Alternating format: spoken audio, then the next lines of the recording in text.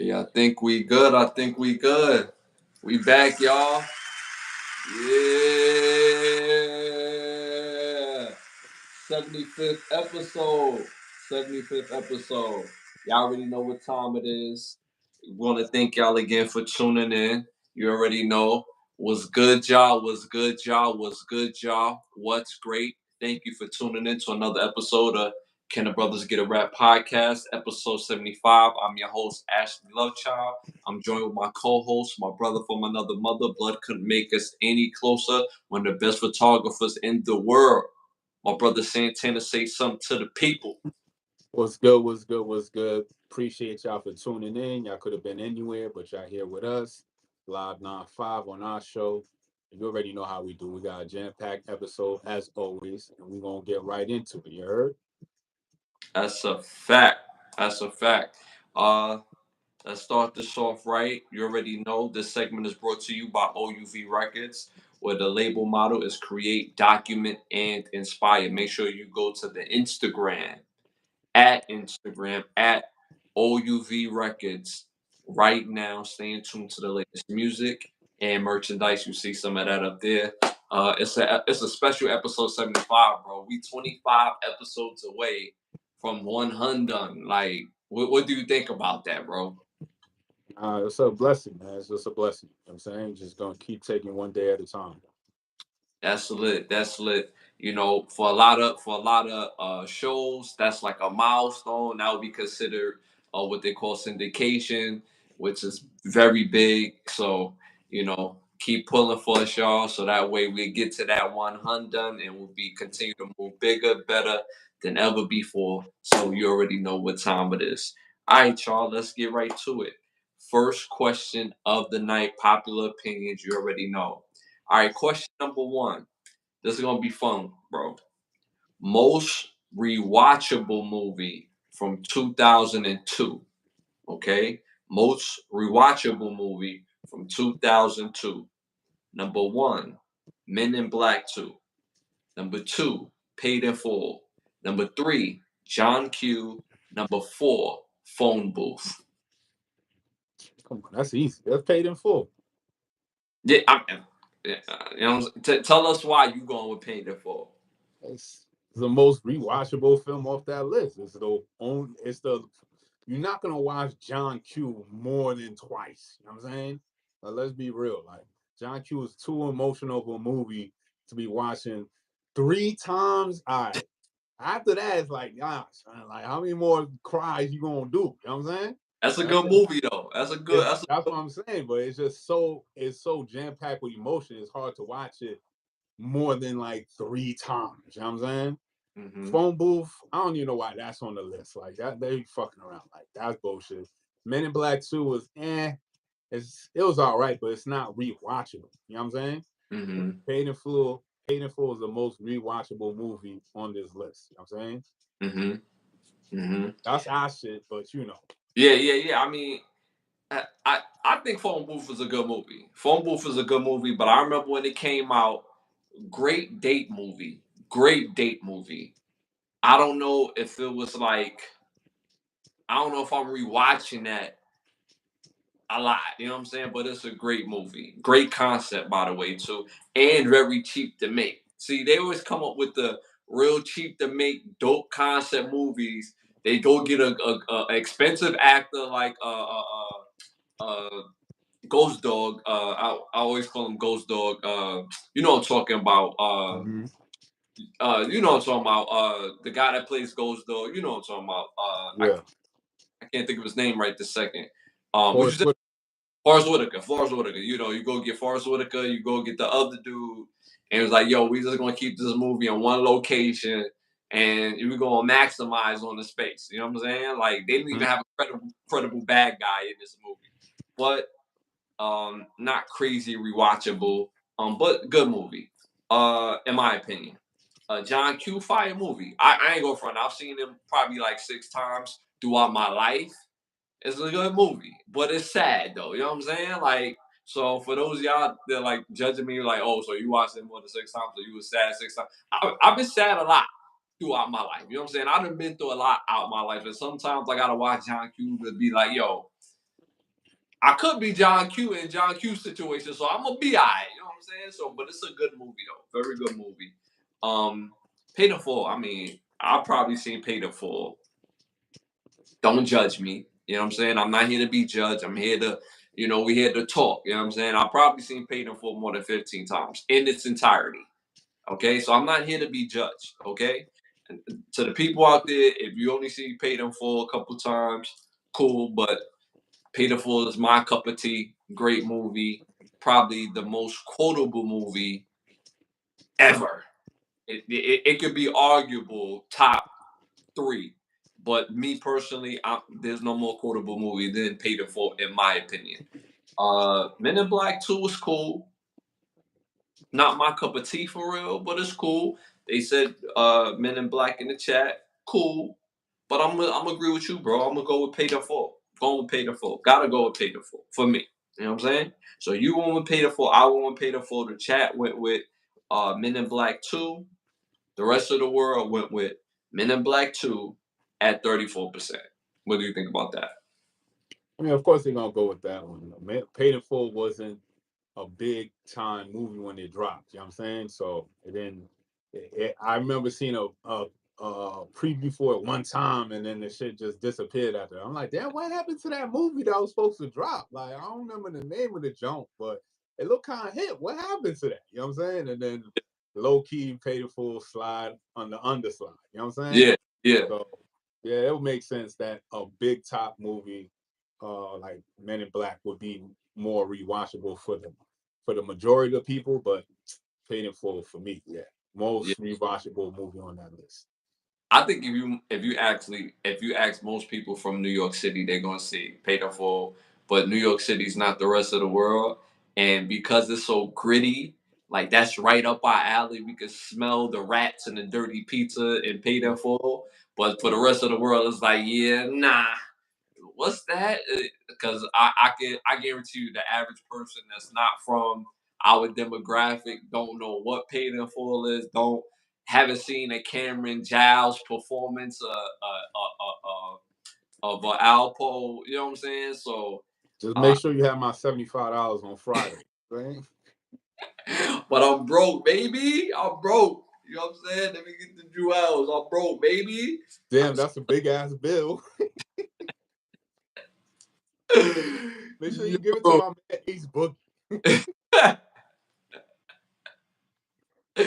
Oh man, quotables from Paid in Full, y'all. Quotables from Paid in Full. Crazy. You know what I'm saying? You dress nice, nice. Your friends dress nice. They dress loud, nice. You know what I'm saying? Like you dress nice, nice. You know what I'm saying? I don't know. That's my name.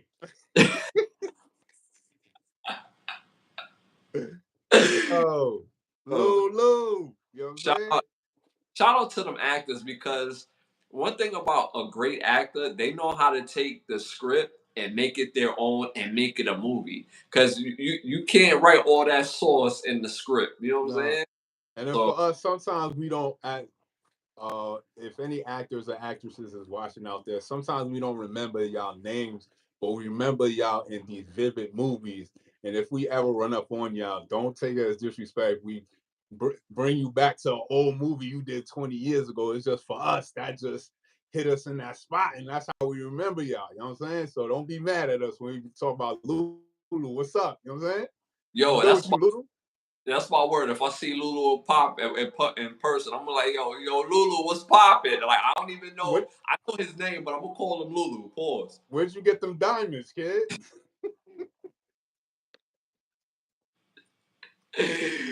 Yo, man, what doing all this for? You know what I'm saying? What's all this? Something wrong? Something wrong with your neck? I, I Nah, just, I nah, just, Miss Billups, we gonna go out to eat. Yo, son had a pair of glasses, no glasses in them, and Buddy went and rubbed his eye through the frames. yo, Miss Phillips. You know what I'm saying? Yo, Yo, that had to be the most nonchalant gangster shit I ever seen in my life, son. yo, that was diabolical, bro. That's The this boy. frames was like some Gucci frames, no glasses in the joint, just the frames. Buddy went and scratched his eye through the frames. I gotta get that clip, son. That scene, I don't think really people study that scene too ill like that because it don't get talked about, son. Yeah, yeah, that's a Buddy fact. did that shit too smooth. Like that's some real city Harlem Yeah, shit. we gotta do a special one day called Paid in Full Ology, where all the people that enjoyed Paid in Full tap into, you know what I'm saying? Help break down different essence of the movie because it was too much sauce in that movie. Yeah, that's a fact. Too much sauce in that movie. All right, moving on to our next question. Next question: favorite Jordan sneakers. Number one, Jordan 9s. Number two, Jordan 11s. Number three, Jordan 1s. Number four, Jordan 13s. The 11s all the way. I remember the first pair I copped when they dropped in 2002. You know what I'm saying? That was a pivotal day, son. You know what I'm saying? I was out with a little date. You know what I'm saying? Yeah. And shit was going right. And them sneakers dropped. I'm like, oh, we in the mall. I'm like, I gotta show out. Fuck it, let me cop these sneakers. I ain't want to drop. I ain't want to drop 220, and that was in 2002. So you know, Yeah. 200 was like hurting. That's That up there. shit hurt. Yeah, that's up there. That shit hurt. But I had the 11s though. You know what I'm saying? So that was my first pair when I had a job, worked my job, and copped a pair off my job. You know what I'm saying? So Uh-huh. the first pair was my 11s. It was Uh-huh. actually the nines, the cool gray nines, but it was just I love the 11s more. Yeah, yeah. Shout out to DJ Flavor in the building. Appreciate you tapping and make sure you hit that like button, hit that subscribe button, and hit that notification bell. Appreciate you tapping in. Uh, so you went with Jordan 11s. The chat, I'm seeing Jordan 11s.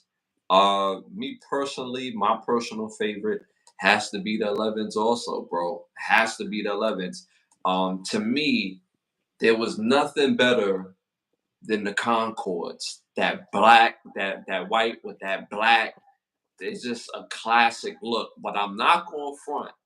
Concords became my number two out of all the 11s because Jordan finally released white, navy blue with the little baby blue in it. When I seen those, bro, I was like, yo, I kid you not, own at least 6 to 7 pairs of those sneakers. I remember that summer he dropped. I think it was summer 2000. It was like a slew of 11s. First he had came out with the retro 11s, the snakeskin Jones, Yeah, right? yeah, Then it was like I think it was like purple, some lavender and white joint dropped. I think early in the summer. Then mid in the summer, I think it was like another pair. Like bro was going ham that summer. I'm like, yeah, bro, I only got one job. I think I only got one check. You know what I'm yeah, saying? Like I can't facts, keep copying all these joints right now. You know what I'm saying? I gotta stay for football camp. I can't yeah, keep copying these 11s.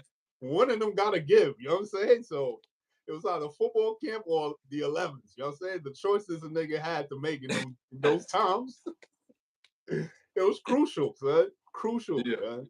So yeah, yeah, I gotta go with that one, son. That's my choice right there. You know what I'm saying? yeah. The 11s is just a special place in my heart.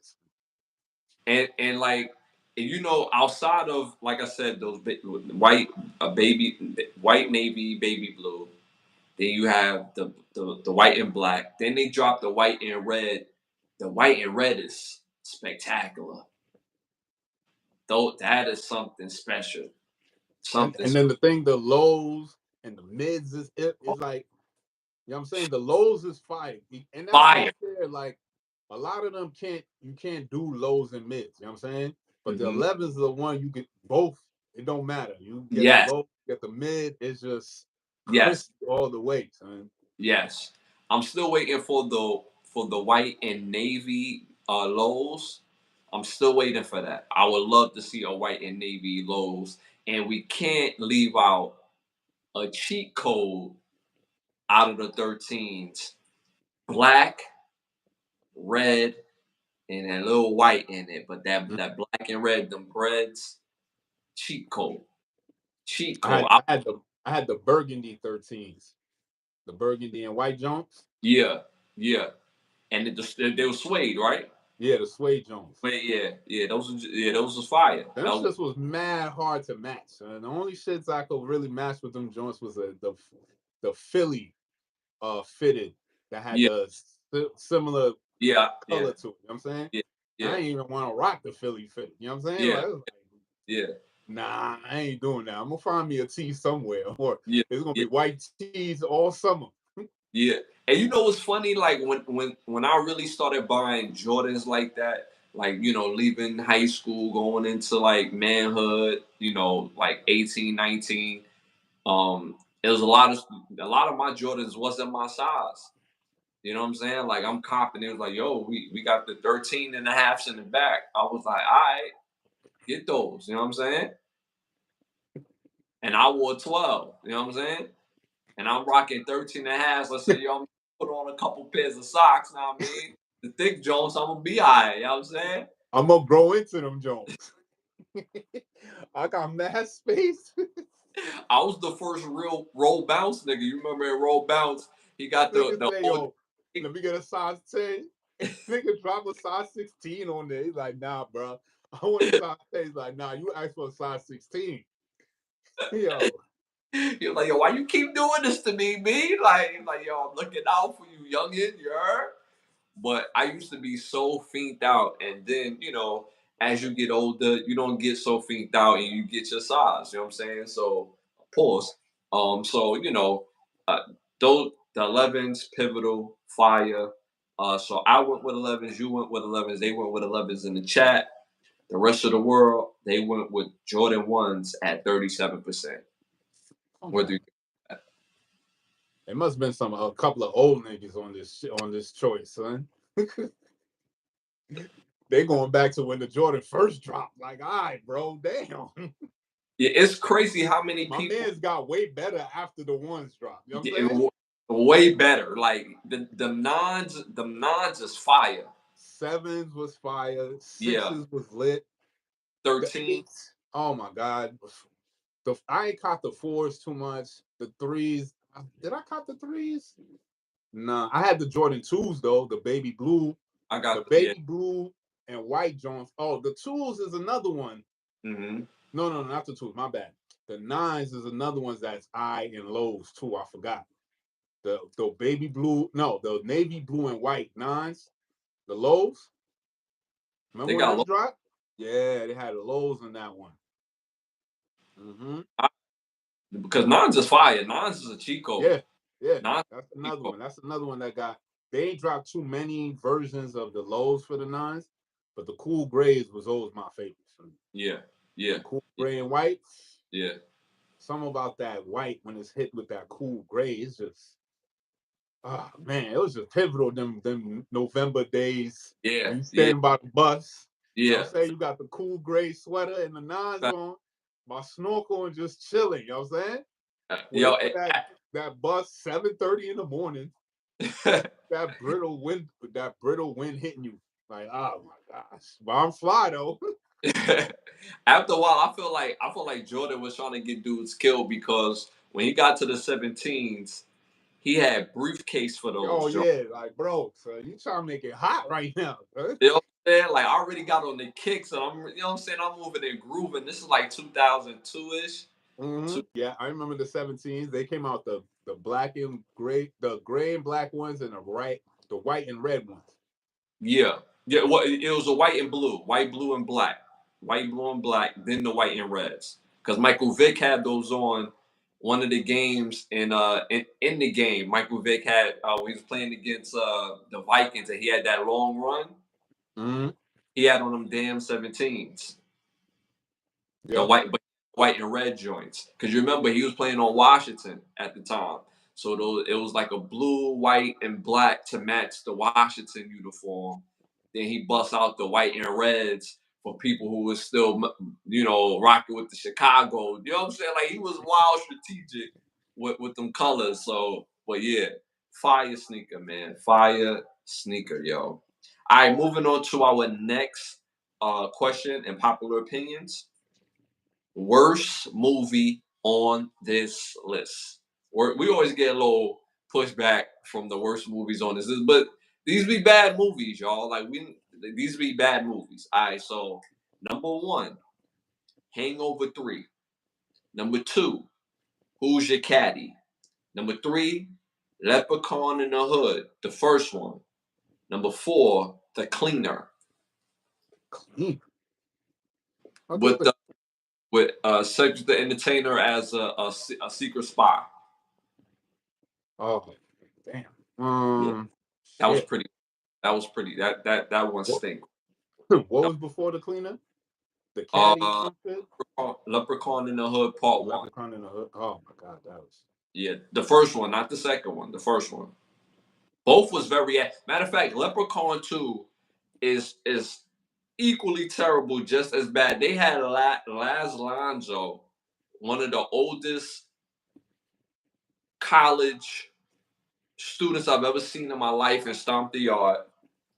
And they had him in Leprechaun in the Hood Part 2, like going back and forth, throwing joints with the Leprechaun in a red leather Pele Pele. The Pele Pele was fire though. But you going back and forth, hanging on the side of the building in your red leather, and it was hella butter soft too. You know what I'm saying? Terrible acting in Part 2. It was terrible. Terrible. But I felt like I had to point that one out. I had to point that out. I'm gonna have to go with Leprechaun in the Hood, son. Like, I'm just gonna have to go with that one because, like, all the other movies were bad, but Leprechaun in the Hood was just its own upper echelon of bad. You know what I'm saying? It was just like, come on, son. Like, come on, son. Terrible. It was one part of Leprechaun, the first Leprechaun in the Hood, right? I don't know if you remember, well, you remember Friday Part 2, next Friday, right? And you remember one of the Joker brothers? Yeah. One of the Joker brothers was dressed as a tranny in Leprechaun in the Hood Part 1, and he smashed Leprechaun. Like Leprechaun smashed him. Yo, what did that do for your career, my G? Haven't seen him since. And it wasn't the short one. It was the the tallest one, the most Most bravado, right? yeah, you know what I'm saying? Had him in a wig, the teddy and everything. Then when they showed the scene, he when they must have went to Juilliard. chill, chill, chill, He chill. must have went to Juilliard. You know them Juilliard gangsters. You know what I'm saying? You know them Juilliard gangsters. You know what I'm saying? Yo. So yeah, they had a scene in there in that movie that you talk about with him, Leprechauns, and they cut to the scene where they under the covers and Leprechaun is on top of him, and I'm like, yo, you went from little Joker, the gangster, to this, bro. Crazy, crazy. That movie was ass. Terrible movie. Terrible movie. Leprechaun 1. Terrible in the Hood. Out of all this on the list, as much as Leprechaun in the Hood is ass, because that's the ass movie. The Clean is equal ass, not even entertaining. You know what I'm saying? Leprechaun in the Hood, that shit is not entertaining either, bro. But it's something about the Cleaner is just like, it's just pure ass, bro. Pure Leprechaun in the Hood lets you know what they care about their demographic. Like, yo, we're gonna throw Leprechaun in the Hood. We're gonna have him chase fake rappers around. And matter of fact, Ray Grant, the comedian Ray Grant, was in there dressed as a woman, lipstick, whole nine as well. Ah. Yeah. He died with a bullet to the chest with the wig, dress, lipstick on, all in the it was bad. Ice-T canceled them. Yeah. Damn. Yeah. But it was somewhat entertaining. I'ma say The Cleaner, you went with Leprechaun in the Hood. In the chat, I seen Who's Your Caddy. Who's Your Caddy was god awful. Oh yeah, that was just god awful. The only good thing about Who's Your Caddy was Tamala Jones looking real, succulent. You know what I'm saying? But the rest of the world, they went with Leprechaun in the Hood at 53%. God damn. At 53%. They was not playing with Leprechaun in the Hood, son. Yeah, it's a terrible movie. It's ass. It's It, just and you know what's so funny? You could catch the most terrible movies on our networks, bro. Like if you watch a melanated network, you're gonna see Leprechaun in the Hood 1, Leprechaun in the Hood 2. You're gonna see Who's Your Caddy. You're gonna see these movies on there. So that on lets you know what repeat. so what do they think of the people that they gonna put this on for? Like, what do they think of us? You know what I'm saying? We here to support, and this is what you put on for us. I feel like um they just got tired of the actual real projects getting pushed to the side, and they was like, all right, I'm gonna just write this garbage shit. This shit ain't even gonna get through, and somehow, some way, oh yeah, we like this one. We're gonna green light this one. And it's like, the fuck? And then they're just like, all right, we're just gonna make ass movies for a little bit, get this cheddar, but they Get never this. went back to their passion project. You know what I'm saying? Go back to It's, your passion projects. it's like they're gonna watch it anyway, so like it don't even matter like what type of energy we put for this damn movie. So you know, Yeah. terrible movies, terrible movies. All right, moving on to our next popular opinion. Which game have you put the most hours in? Which video game have you put the most hours in? Number one, Madden, and this is a lifetime. Lifetime, sorry. So lifetime. Which video game have you put the most hours in a lifetime? Number one, Madden. Number two, NCAA college football. Number three, Grand Theft Auto. Number four, Call of Duty. Oh, for me, that's Grand Theft Auto.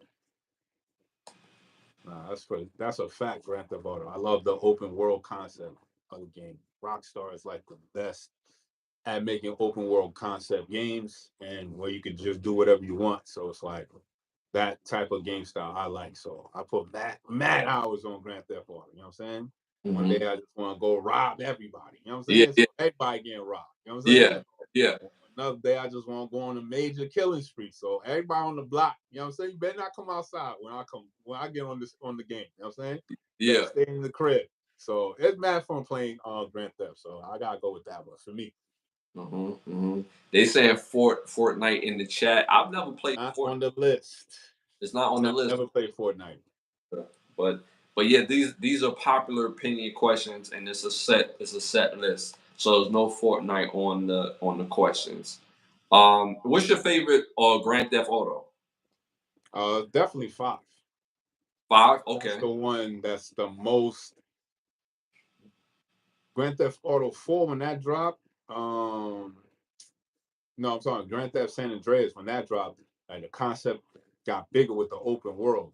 But when Grand Theft 5, that it just got way better. You know what I'm saying? Like it just they perfected it. So I know when 6 drops, it about to be on some next level shit. You know what I'm saying? So Yeah. Grand Theft Auto 5, the graphics on that, not even the graphics, it's just the concept, the open world, the way the AIs interact with you and shit like that. You know what I'm saying? So I know they're gonna be top tier with the next installment of Grand Theft. So I definitely want to see that. After that, I know games is gonna go on a whole nother tier. You know what I'm saying?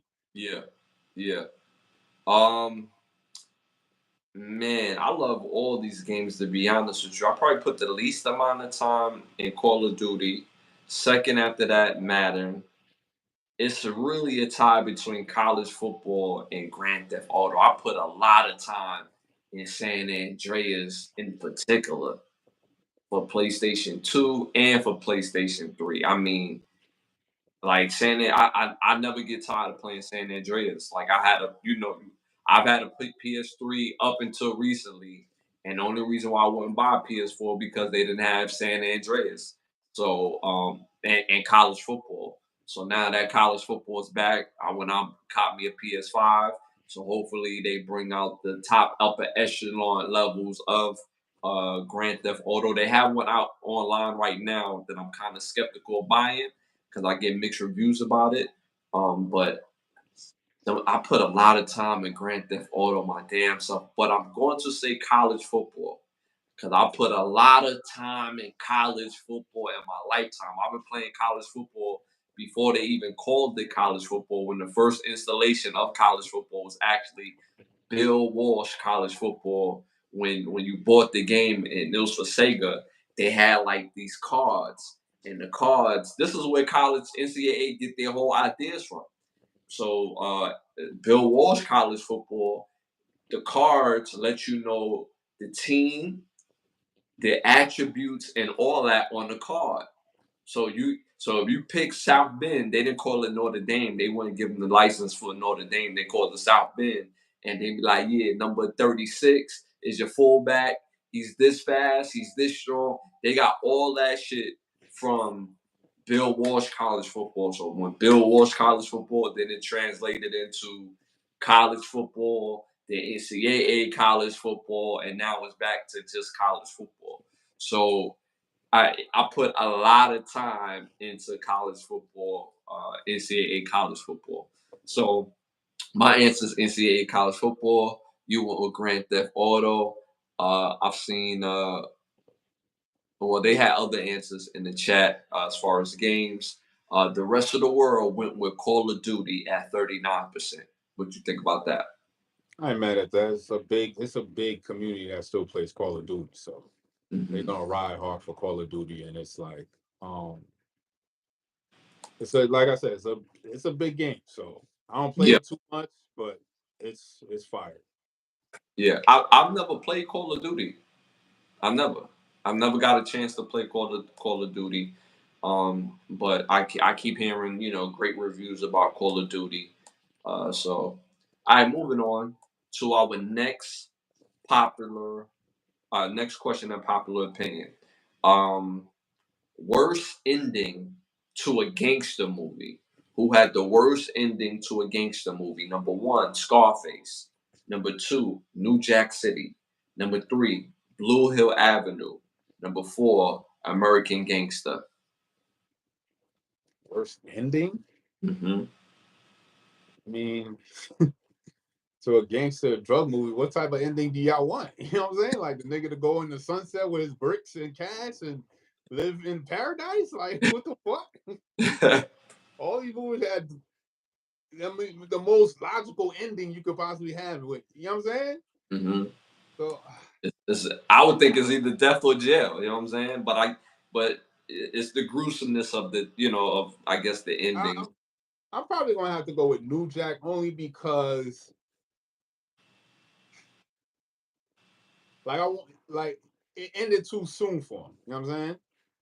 Like I wanted more flushing out. Like, all right, you don't snitch on half on C and B. You know what I'm saying? So you gotta get yours for that. So C and B cats ain't get a chance to get them for that. You know what I'm saying? So I guess New Jack City would be the one with the worst ending. But again, it was a cathartic ending. Like it was a justifiable ending. You know what I'm saying? In a sense. But yeah, I guess New Jack. You know what I'm saying? I'm gonna go with New Jack. They who they threatened to kill my mother. Who are you? I ain't grow up with a silver spoon in my mouth, Miss Hawkins. Yo, Yo, this motherfucker about to walk. I told you we were gonna get the drugs off the street. That's what we did. You ain't do nothing. look at him. Sit right there. Kareem Akbar. He the real leader of the CNB, the educated brother from the bank.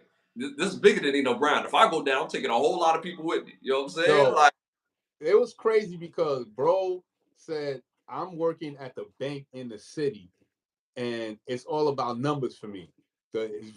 It's the bank pay me $800 a week versus you pay me $8,000 a week, right? And I'm like, God damn, nigga was making 800 a week as a banker back then, and that was considered balling. yeah, You know what that I'm was, saying? yeah, yeah. And he was an educated brother from the East Side. You know what I'm saying? The real leader of the CMB, you know what I'm saying? Kareem Akbar. Yo, shout out to my bro Biggs in the building. Appreciate Yo, you. shout out. Yeah, man. You got all these people around you like you God Almighty. Devils don't got no love. And what can you offer them, old man? Hey, yo, step off, Grandpa. Yo, he said, old Frederick Douglass really wanted to do me, huh? Call him Franklin Douglas. Call him Frederick Douglass. Yo, that movie wild funny on the low though. I ain't gonna hold you. Um, I like that answer. I like that answer. I'm going to say I want to say Blue Hill Avenue because Blue Hill Avenue, the price of him getting out the game, he had to lose all his mans, and he almost lost his wife in Blue Hill Avenue. And then with two of his mans, it was kind of like self-inflicted. So he was able to get out the game, but he had to give up $1 million. He lost his mans and so it's like his sister was, hooked on drugs. She was fighting for her life. Parents, him and his parents is, on the outs. But then when you think of Scarface, he killed his right hand man's because he didn't know how to control his emotions. Like, yeah, his man's was wrong for not telling him like what was up and letting him find out that way. Because if you smashing your right hand's sister, my nigga, her coming down the stairs in the thong in the see-through robe is not the time to tell this person that's your right hand. Like, you know what I'm saying? That's supposed to be Sunday dinner conversation, man to man, and then you bring in your sister. You don't bring. You don't. It ain't you and the sister supposed to tell them, man to man. Yo, bro, I do not want to cross the line. I have to let you know what's up. And this is before he even smashes the sister. You don't smash it then tell your right hand. In my opinion, sister's off limits. But if this is a one in a lifetime situation, it's like, all right, well, that owes a conversation. And Tony was like, he's seen the sister come from down the stairs all naked and smiling like he knew she was getting her cheeks clapped real good. And he's sitting there, his man sitting there with the Kool-Aid smile, but like, yo, Tony, what's up, man? Like, come on in. Like, he was excited to see Tony. Like, yo, I got something to tell you, bro. Tony was like, what? So he loses mans in them. He loses Biddy, and he lost his life. You know what I'm saying? That's same thing like Nino. And I think American Gangster, he got off probably the easiest, to be honest with you. You know what I'm saying? He snitched on people that he didn't rock with anyway. He came home to his shit, came home to his family, came home to his money. Not as rich, but he's still, you know what I'm saying? So I don't even know why American Gangster's on this list. I'm gonna go with Blue Hill Avenue. I'm gonna go with Blue Hill Avenue. Him and his mans and them seem like real tight. Uh, Nino sacrificed everything purposely, bro. Like, if you didn't serve a purpose, you was out of there. Like, you know what I'm saying? The Dutter Man, gone. Keisha, gone. You know what I'm saying? And find out that G Money turned on him. You know what I'm saying? Like, you know what I mean? So I'm gonna have to go with Blue Hill Avenue. My brother went with New Jack City. What they saying in the chat? They were going with New Jack City in the chat. They agree with you in the chat, but the rest of the world went with Scarface at 33%. What do you think about that?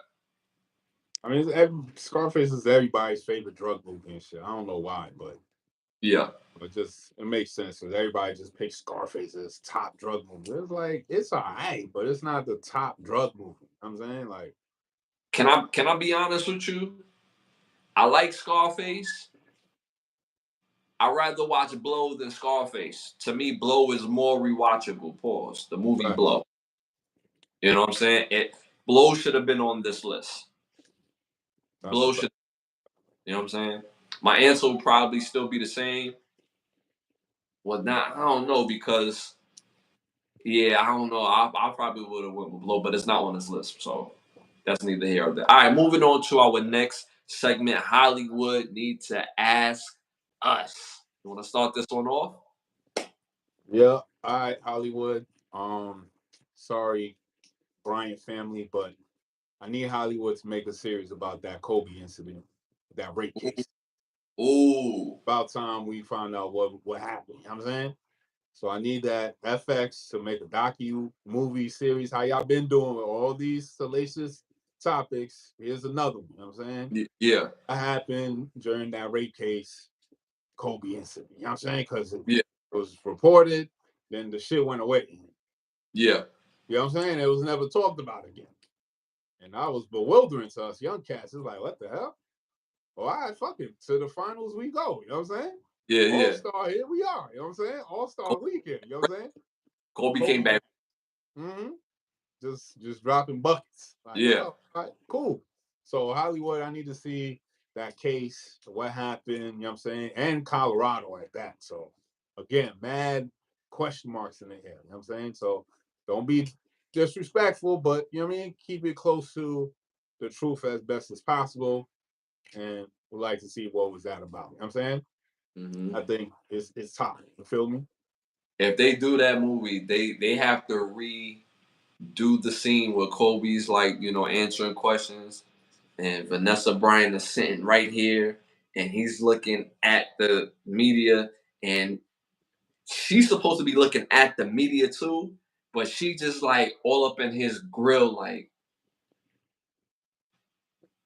Yeah. they they have because every man that has a woman understands that look from your woman in a moment like that. It ain't nothing nice in the crib. I guarantee that is the most calm at that time that she was going to be. Because in the crib, she acting a damn fool. So they have to recreate that particular part, in my opinion, if they redo that movie. That's a fact. Because that's what I'm saying. That photographer who caught that shit, I knew it was on point. You know what I'm saying? It was that was on point. It's a pivotal picture, and it's like it's infamous for every man. We already know, like, damn. Let me try to say something to butter this up real quick.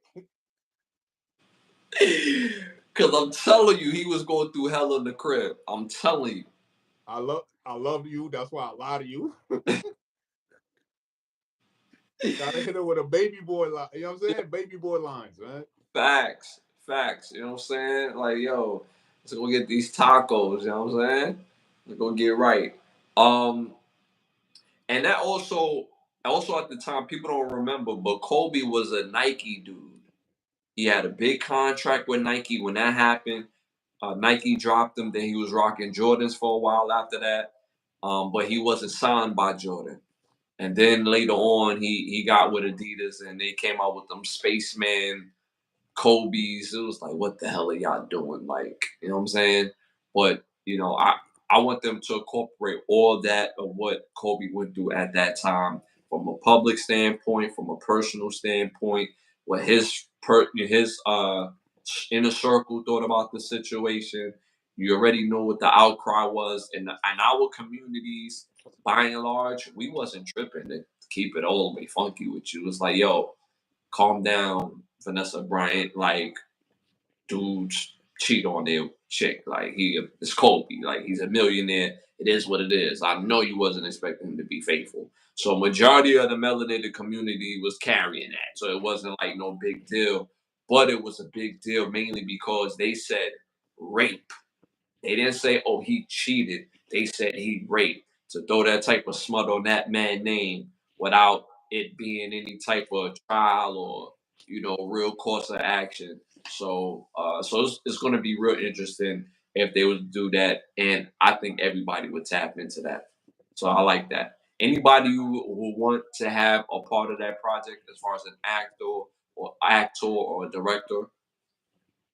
Not off the top of my head, for them to get somebody that looks like Kobe, I'm pretty sure they could find it. There's a whole bunch of doppelgangers out there, so that ain't gonna be a problem. It's Hmm. just it's more so the case aspect. You know what I'm saying? Because we Yeah, talking Kobe, you don't need to. He ain't need to. You know what I'm saying? He don't gotta do that. It's Kobe. yeah, You yeah, feel me? So yeah. All right, so my must-see movie, I'm gonna have to go with Blue Hill Avenue Part Two. I thought Blue Hill Avenue was such a dope movie, vastly underrated. It was obviously an independent film, but it was shot very well. The acting was top tier. Could have been a little better at certain parts. Could have been better at certain parts, but we got to see an ascension of the kid that played Ahmad in the movie. What's that? Soul Food. He played the little kid, and then now he was in Blue Hill Avenue as more like a tough kid role, and it was very believable. You seen Poole Hall in it. A young Poole Hall was playing the background, but very dope movie. Alan Payne. I would love to see a part two of that. I would love to see what happened with Alan Payne, or a completely different story. But again, up the budget, up the acting, just take that idea and make it bigger and better, and still keep that gritty. You know what I'm saying? Like, we don't want no Juilliard gangsters. You know what I'm saying? mhm. So we keep it straight gritty. I would love to see a Blue Hill Avenue Part Two. Okay. I gotta see the first one.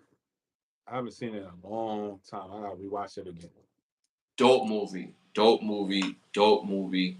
Um, And then, like, see, with movies like that, that is really great on the independent circuit, like that. When they bring it back, they they put less money into it and less money into it. It's like, nah, y'all gotta up the ante. You know what I'm saying? And in the early 2000s, we was getting these type of movies like this that was independent, great acting. It was melanated. You know what I'm saying? Had the little sex scenes from here and there. You know what I mean? It was just a dope movie altogether. But I would love to see a part two and for them to up the budget in the acting as well. So that's my uh, Hollywood Need to Ask Us movie. All right, moving on. Make sure y'all tap into the memberships, y'all. We got the memberships available of the channel right now. We got several shows on this channel. So make sure you tap into the memberships with a gold membership, platinum membership, family membership, and a day one's membership. So make sure you tap in to the membership and stay connected. Again, hit that like, subscribe, share button, and make sure you hit that notification button to stay in tune to what we got going on this channel.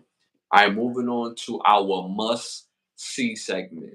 Must see movies, must hear music, must see TV shows. You want to start this one off? All right, chat. My movies is my favorite '80s movies. So these movies is a list, all from the '80s. My favorite movies that I love. So the first one on this list is The Wraith. Came out in 1986. It stars Charlie Sheen, Nick Cavadas, Janice Boyzen, Sherilyn Fenn, Randy Quaid, Elizabeth Cox, Christopher Bradley, David Sherrill. Basically about a bunch of teens that do drag races, and they get in this one particular race, and another person comes in with a car and tries to take over, and you gotta watch the movie to find out the rest. All right, fire movie, classic '80s, just that whole '80s vibe all around. Next movie on the list is called Inner Space. Came out in 1987. Stars Dennis Quaid, Martin Short, Meg Ryan, Jeffrey Brom, Robert Picardo, Fiona Lewis, Kevin McCarthy, Wendy Schall, and Henry Gibson. It's about this volunteer for this military experiment, and it kind of goes wrong, and you got to watch the rest of the movie to find out about it. Fire movie is a dope concept. Again, another '80s movie. And they were kind of ahead of their time with this idea right here. So it's a fire movie. But last but not least, my favorite of all times, can't go wrong with this one, any given time, is Honey, I Shrunk the Kids. Came out Classic. in 1989. Classic. Stars Rick Moranis, Robert Oliver, Thomas William Brown, Thomas Wilson Brown, Amy O'Neill, Jared Rushton, uh, Marcia Strausman, Matt Fuhrer, Kristen Sutherland, and Carl Steven. It's about this family that lives in this suburbs of Chicago. Dad is a scientist, comes up with this machine to shrink objects, and you got to watch the rest of the movie to find out what happens. So my favorite 80s movies on this list are The Wraith, Inner Space, and Honey, I Shrunk the Kids. Dope, dope, dope. Make sure y'all tap into all those classic movies. I don't think I ever got tired of Honey, I Shrunk the Kids and Look Who's Talking. I don't think I ever got too old for those movies, to be honest with you. And Surf Ninjas. I was watching Surf Ninjas the other day. Chill, like it took me back. Not me having a grand old time watching Surf Ninjas. Like I never got too old to watch those movies. Surf Ninja. Buddy was waxing his board all day. Never got on the we never got on the water. Right when they about to leave, like, yo, I'm about to go in the water now. It's like, so we leaving. Playing a finesse game. Top fire dope movie. Um, I love Surf Ninjas. Surf Ninjas is popping. Surf Ninjas is popping. My must see movies. My number one. I'm not like my brother where he has themes. I like to name movies that you probably seen but didn't see, or you seen it but didn't really pay attention to it. Some you may have seen, but you know what I'm saying. But anyway, all right. My number one movie must see is In the Army Now. Came out in 1994, directed by Petrie. Daniel Petrie. He's done movies such as Toy Soldiers. This movie stars Paulie Shore, Andy Dick, Pause, Laurie Petty, David Allen Greer, Esau Morales, Lynn Winfield. Esau Morales is he's Lulu. Oh, He's that's Lulu. his name. Yeah, that's Lulu. So he's in this as well. Esau Morales. Uh, Dope movie about a dude and his mans in them working at their version of smart tech. You know what I'm saying? Selling TVs. His One of the dudes get fired because he was caught in the bag trying to smash his girl, and you have to see the rest of the movie. It's such a funny movie. It doesn't age at all to me. Very funny movie. My number two must see movie, the classic Troy. But it's crazy. A lot of people still haven't seen Troy. I can't believe that. So, classic movie, must see. Troy came out in 2004, directed by Wolfgang Peterson. He's done movies such as Poseidon and In the Line of Fire. Dope movies. Stars Brad Pitt, Eric Bana, uh, Diane Kruger, Orlando Bloom, and Sean Bean. Dope movie about a movie character or fictional character or mythical character named Achilles. Uh, he wants to be that top tier warrior that the world gotta know his name, and he don't want to link up with the king to go do it. So there's a lot of friction, and you have to see the rest of the movie, especially if you into movies like Game of Thrones. This is upper echelon storytelling, and you talk about the fights, Top tier. different level, different level. So make sure y'all tap into Troy. My third must see movie is called Let's Be Cops. Came out in 2014, directed by Luke Greenfield. This movie is hilarious to me. Stars Damon Wayans Jr., Jack Johnson, Nina DeBrew, Rob Riggle, and Andy Garcia. Funny, funny, funny, funny movie. Damon Wayans Jr. got a signature movie with this movie. A signature movie. It's hilarious. It's self-titled Let's Be Cops. Two friends goes to a party, and the party is supposed to be a costume.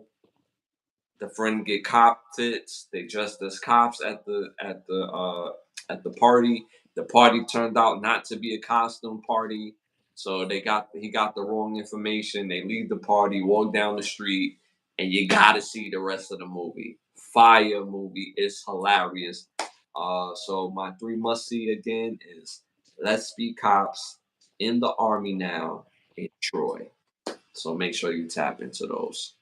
Our three must hear music, three must hear songs. All right, so again, this is summertime. We're still in the throes of summertime. So add these three to your summertime playlist. Number one, John B. Don't Talk. Fire song. Add that to your summertime playlist. Number two, Nas featuring Genuine. You Owe Me. Add that to your summer playlist. Number three, Jacob Lattimore, The Real. Add that to your summer playlist. Again, Jacob Lattimore, The Real, Nas featuring Genuine, You Owe Me, and John B, Don't Talk. So make sure you add those to your playlist. All right. Moving on to our must see shows, either a classic show or a must see show. You want to start this one off? It's a must see show. Definitely if you got FX and you like, I guess, gangster shit, definitely got to check out Sons of Anarchy. Dropped in 2008. It got 7 seasons. It stars Charlie Hunnam, Katie Siegel, Kim Coates, Theo Rossi, Kurt Sutter, Mark Boone Jr., Maggie Siff, Tommy Hannigan, Ryan Hurst, and Ron Perlman. It's about a biker club in California, and this chapter in this pretend place called Charming, and it's just 7 seasons of running through showing how a charter of a biker club is run, how a gang is run, how it's organized, how it's structured, and everything like that. So it's a fire series. It goes really, really deep and real gore, and it's a lot of like tough scenes to watch. But again, it's a fire series where the characters are very well drawn out. Just gotta watch it, man. Sons of Anarchy on FX. Again, it has 7 seasons. Fire series, fire series. Dope, dope, dope. Make sure y'all tap into Sons of Anarchy. Shout out to King Prince. We appreciate you Shout tapping in. out. What y'all think about Stephen A. Smith leaving Skip Bayless after firing? Leaving Skip Bayless? Uh, Probably like leaving him out. We're gonna get to that. We're gonna get to that. We'll get to that question for you. But appreciate you tapping in. Uh, Again, hit that like, subscribe, and share button. Thank you for tapping in with us. Um, yeah. All right, moving on. We're gonna get to that question. We're gonna get to that question for you. All right, so your must see show, must see Sons of Anarchy, must tap into. So my classic must see show, it's called Hard Knocks. Hard Knocks, NFL Hard Knocks, Baltimore edition from 2001 with Shannon Sharp, Ray Lewis, Tony Saragusa. That is a must see season. Comedy, great football team. But the comedy between Shannon Sharp, as y'all know him to be Unc now, and Shannon Sharp and Tony Saragusa playing tricks on each other, pranks, and how an NFL locker room operates with the jokes, the camaraderie, the sports. It goes hand in hand, and it's a great watch. It's very entertaining, very funny. So make sure y'all tap into NFL Hard Knocks, Baltimore Ravens 2001 edition. So make sure you tap in to that. Uh, moving on, you got a cologne for us? Definitely got cologne. Definitely need to get you a deep. This smell good right here. It's called Da Vinci. The fragrance is called Gentleman. So you definitely gotta get this in your repertoire. Definitely need that in your collection. So the brand is called Da Vinci and the fragrance is called Gentleman. Man, I suggest you highly get this one. It's never gonna steer you wrong. You know what I'm saying? Top tier work right here. So again, one more time, Da Vinci in a bottle. It's called Gentleman. Make sure y'all get that Gentleman bottle by Da Vinci. Y'all get your smells right. I already know what time it is. It's time to wrap. This segment is brought to you by Button Snaps, where you get classic movies, shows, documentaries, and original content for your viewing pleasure of $4.99. Again, buttonsnaps.com. First hot topic of the night. What do you think of Caitlin Clark breaking the WNBA assist record uh, with 19 assists in the game? In one game, Yeah, in one game. defense wasn't doing shit that game. Oh fuck. Where was the defense? You know what I'm saying? Where's the box out? You know what I'm Yeah, saying? Like yeah, she's just doing whatever she wanted to do that game. I mean, shout out to her. Like the skill set is up there. You got 19 assists. You in the league, so you know what I'm saying? This is top tier, right? This is the upper echelon top tier level of women's sports. So if you breaking records, that means you top tier. You know what I'm yeah, saying? yeah, yeah, You yeah, can't take it away from you. You know what I'm saying? At the end of the day, you the stats is the stats. So yeah. shout out to her and shout out to that poor defense too. Like I don't know what y'all was doing. Y'all was just letting her cook y'all. I don't know. Over easy type shit. Yeah, Defense do better. that's Magic Johnson like 2.0 type of status. I ain't never heard it. Hee. Got a Yeah. court. If he really did that shit in the game, son, I'd be like, yo, how am I supposed to guard this, coach?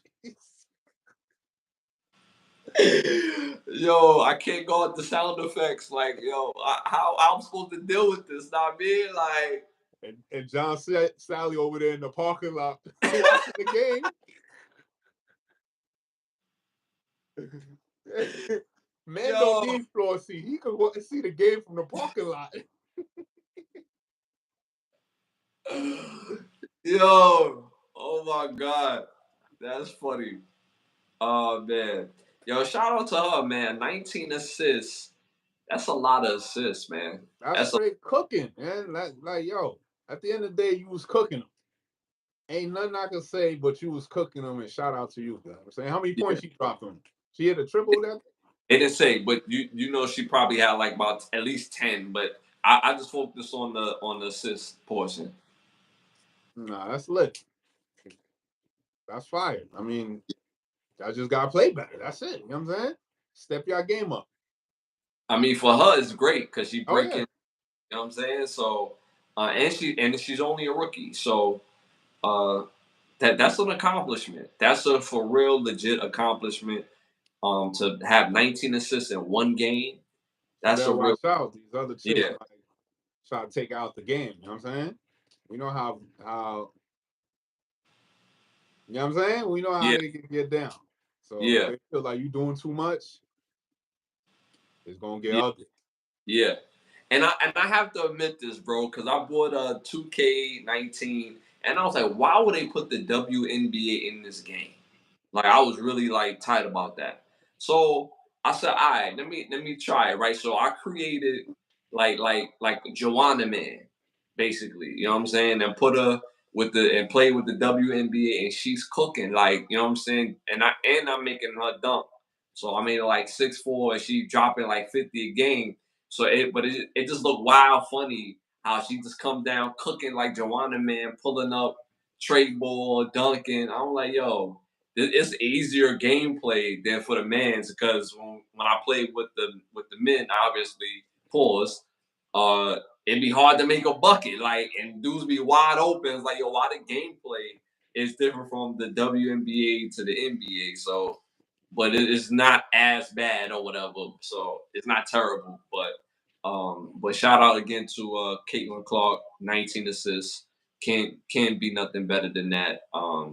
So shout out to her. That's a big accomplishment. All right, moving on to our next hot topic. What does Bow Wow, the rapper Bow Wow, Future, and the NFL player Travion Diggs all have in common?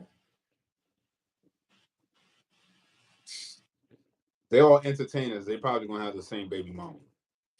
Yes, you hit it right. You hit it right. Pause. So their baby mama Bow Wow Future baby mother has announced that she is pregnant by Tavion Diggs. So this is the third baby from a plethora of entertainer athletes. Uh, she about to had that baby. She had mentioned that she doesn't receive child support for any of the kids, which I think is quite interesting. I cannot believe that in this day and age that there's not an order. So this probably an order, but they probably don't pay it. Know this to them if this happens to be true. Mm-hmm. So I so there's no real question in this, but the topic in itself is like we brothers, right? If I see you have a woman, it doesn't entice me not one bit. The after bro done with her, I want her. It don't entice me in the least bit. Let's say we have a friend, one of our boys, who is not as tight as me and you. We don't see them every day, and they have a lady that they see, whether it's their girl or a chick that they just smashing. It won't entice me to smash his work at all. So in none of these scenarios, if I know you got somebody else's kid and you somebody else's work that I know, I don't want you. Now, granted, I don't think any of these guys are best friends, but they know of each other. So if Bow Wow, let's say Bow Wow was first, right? Pause.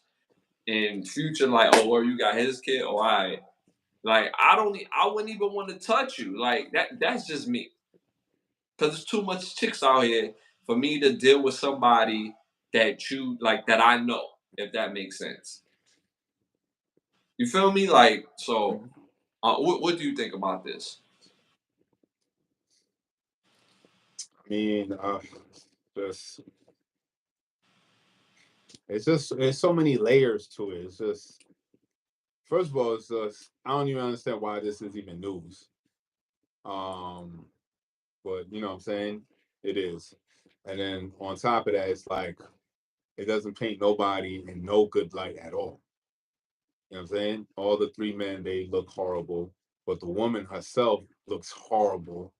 But of course, they have the accountability wall, so she'll never look at herself as being just as bad as the men she slept with. And society will never deem her and be like, you're making poor choices. So, you know what I'm saying? Like, it's Yeah, always going to be, oh, woe is you, woe is you. But I mean, at the end of the day, you got three failed relationships with high top tier men. You could not obtain and sustain none of them. You know what I'm saying? They all left. So it's like you the common denominator after a while. You know, you're not picking wisely. Your decision making skills are very poor. Because at the end of the day, you still choose these men. You know what I'm saying? A man can choose you, but you could always deny him. So at the end of the day, the woman makes the choice. Women have access to sex. Men have access to relationships. Once you give us the sex, it's supposed to be equal exchange with the relationship. But because You know what I mean? Y'all want to do other things. Y'all just give it up easier. So it's like, what's the point of us giving up the relationship? Like, we already got it. So it's like, it don't even matter. And then the bar is so low now. So it's like, women will have a kid before even getting married. So it's like, fuck it. Until y'all raise the bar, we just gonna keep it where it's at. Cause we eat and we be like, oh man, it's tough out here. All right. It ain't that tough. Yeah. Well, So she qualified the accountability or lack thereof to say that she was never in any relationship with any of these men, that they was just all cool. So that makes it even worse when you just cool and you just letting you just letting dudes just run up in you raw, regardless if they're known. You know, they could be known and be passing out diseases. I'm not saying that that's the case with them, but I'm just saying that could have been the case because they're known. You let them hit it raw. So, and again, in the eyes of most men, if you let one hit it raw, then there's a chances are there's a second one that doesn't hit it raw. We was brought up to a society such as Maury and other shows where it's like who's the daddy, and these ladies is on there with 4, 5, 6 people. So that means at least if you got 6 dudes up there as who could be the baby daddy, there's at least about 8 to 10 dudes that was actually hitting it raw at that same time. So that high level of disease rate is like crazy, like the possibilities of that. So for her to qualify and say, yeah, we was really never in a relationship, we just cool. Like we not necessarily on bad terms, we just good peoples. And I'm like, wow, wow. So to me, that makes it even worse on both parties. You know what I'm saying? Like I know dudes, I know it's hard to put them rubbers on, fellas. I know you want to get that good old feeling. You know what I'm saying? Ain't nothing better than that good old feeling. But if you just cool with somebody, so she's basically a known random. So you take that type of gamble with a known random. So it just looks terrible on everybody.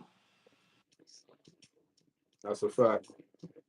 And then again, like I don't even want to hang out with no woman that had interactions with somebody I know.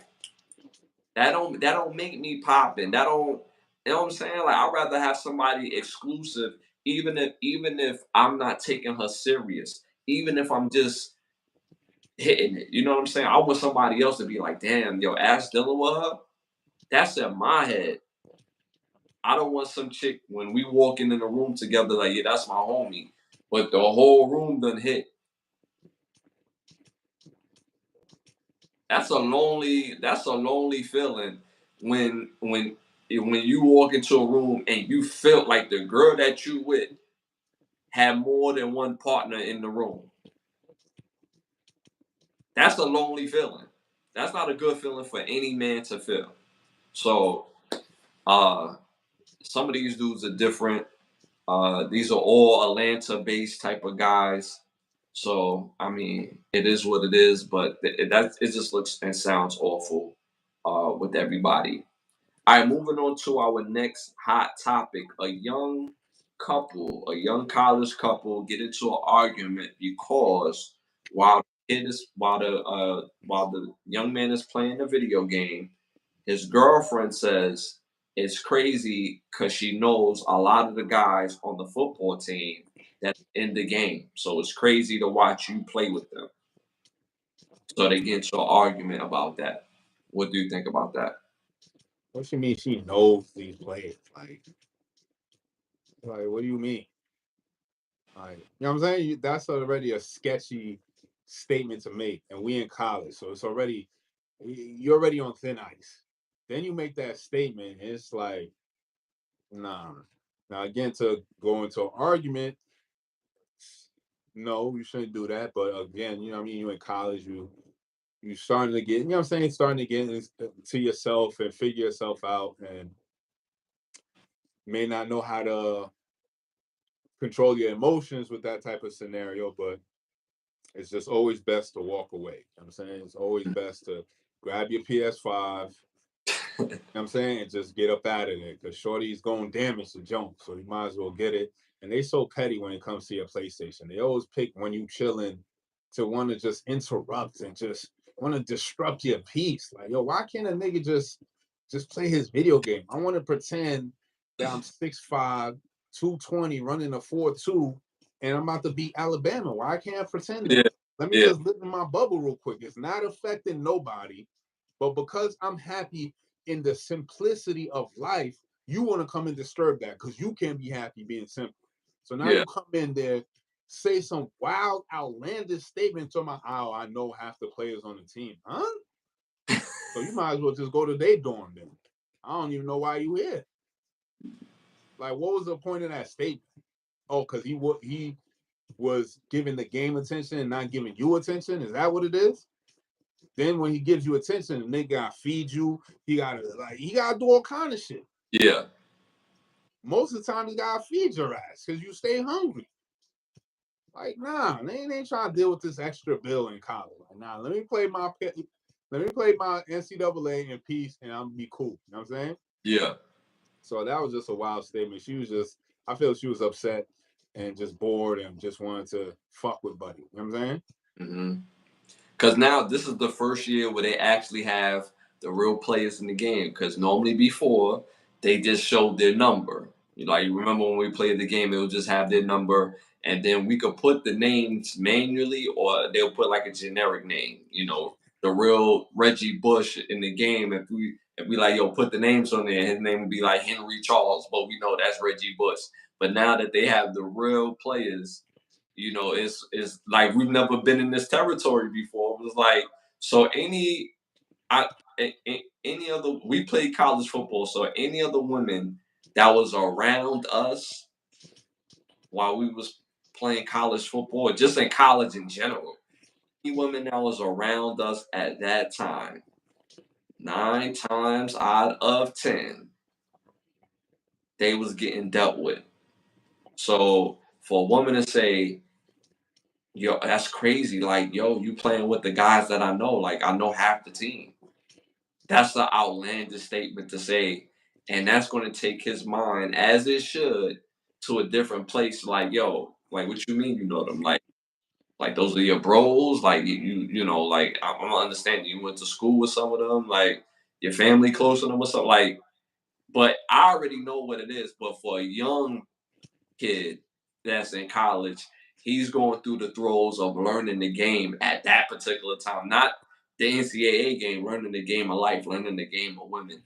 So that's just like you trying to be into your little bubble, like you said, into your piece, and it's disrupted because now you don't really want to play the game for real.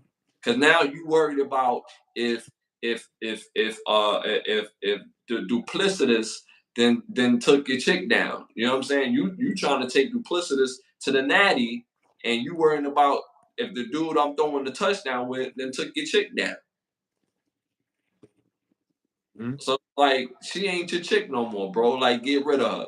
So I just thought that was a wild thing, and we never been in this territory before. Now that they have the real names, age, the players' height, weight, you know what I'm saying? They got some of their faces, So it's like, yo, this is uncharted territory now. So I thought that situation in itself was buck wild. So. Yo, shout out to Leaf in the building. Appreciate you tapping in, my brother.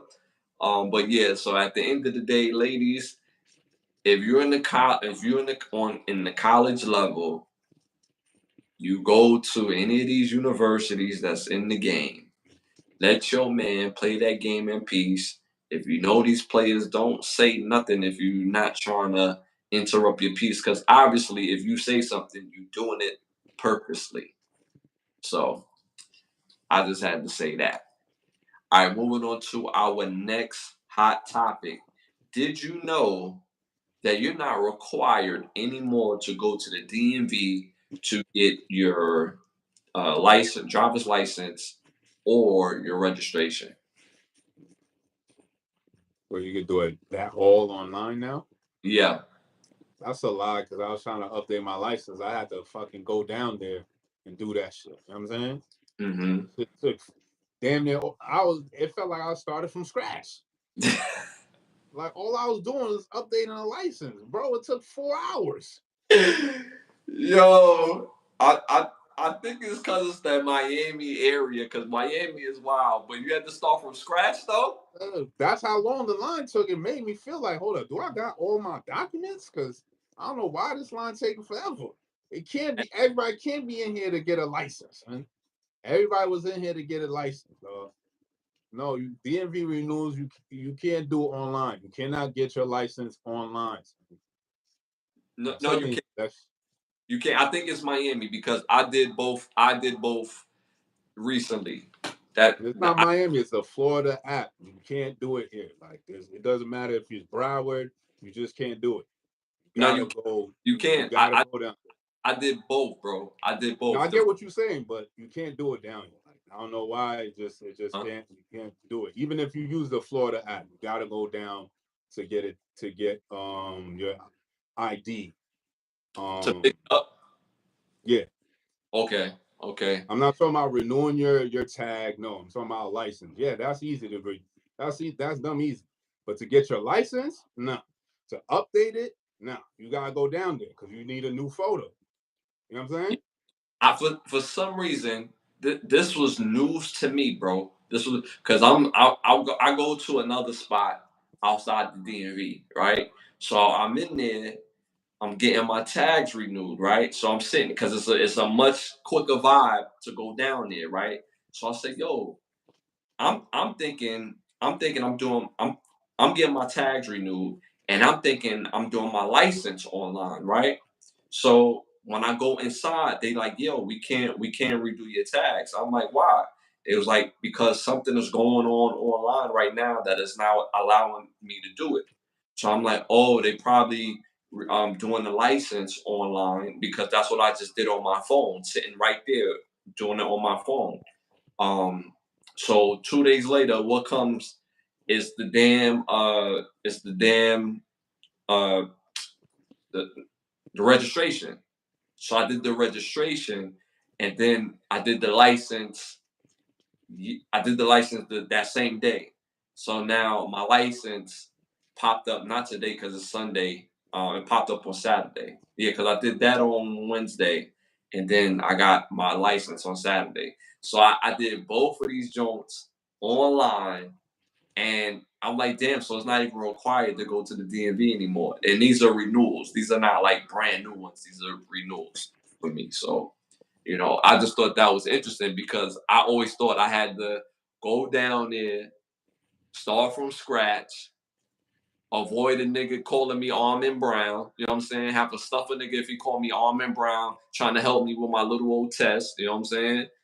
I don't want to have to snuff that nigga. You know what I'm saying? So I was able to do both online, which I thought was a trip. So Yeah. it, but each area, I guess, got different ways of just doing stuff. You know what I'm saying? Not just for the Florida area, but y'all want to exercise and look at your locality on what it takes to get renewals if you have to deal with renewal license or registrations, because different areas have different rules. So just tap into it. You can avoid a day at the damn DMV. People say they hate the DMV. College Football 25 need an update. Yeah, that's a fact. You know what I found out about College Football 25 that pissed me off today? I made my team builders, right? I only did two so far. And thank God I only did two. So what I found out, I cannot take my team builder team and play a dynasty unless I pay an added fee.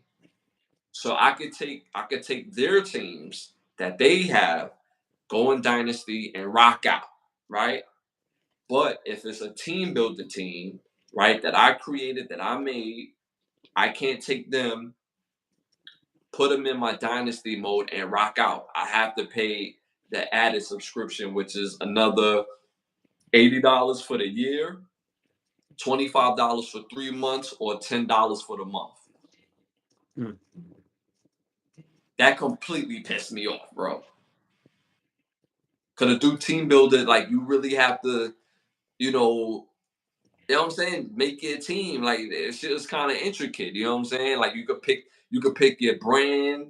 You could pick the uniforms that you want in team builder, whether it's Nike, Under Armour, whether it's Nike, Under Armour, or Adidas. So that's lit. You know what I'm saying? It's very intricate in the football fields. Your uniform, the uniforms is fire.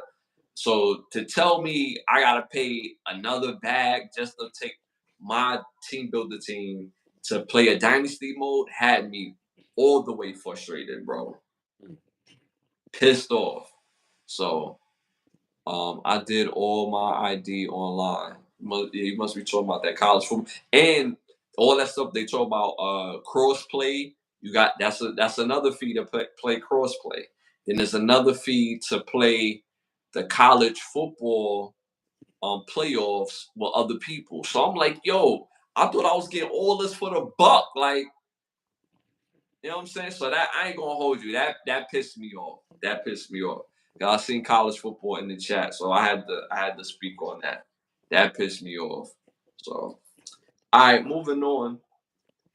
The Donald Trump video of him getting possibly shot. They have another video where they showed it was actually kind of a strategic setup where there was a young lady behind him that kind of they felt like it signaled. Allegedly, it felt like she gave a signal, and when everybody ducked, she was still kind of like looking to make sure that everything was going through, and she was taping while while bullets is damn near grazing your ass. I don't know if you've seen the video, but there's a video out there such as that. If you have, what do you think about that? I mean, we all know he ain't get shot by a gun because your whole ear would be off. It wouldn't be, you know what I'm saying? You wouldn't have no ear. Even if the bullet missed you, just the velocity of the shit going past you, your ear coming off. You know what I'm saying? So that in it of itself is already a farce. And then on top of that, the people in the background when it happened, they movements wasn't really up to par. You know what I'm saying? So it's like it's just real fugaga shit going on and shit. Might as well let the fugaga shit going on because if his opponent is Kamala, then it's like, oh man, we all fucked. So, you know what I'm saying? Either way, it's just bad decisions everywhere. You know what I'm saying? Shit, they got me feeling like I could run for president. You know what I mean? Get a couple votes. You know what I'm saying? You know what I'm saying? I got the name that will win the ballot, my nigga. Ashley Johnson, a name that you know. You heard?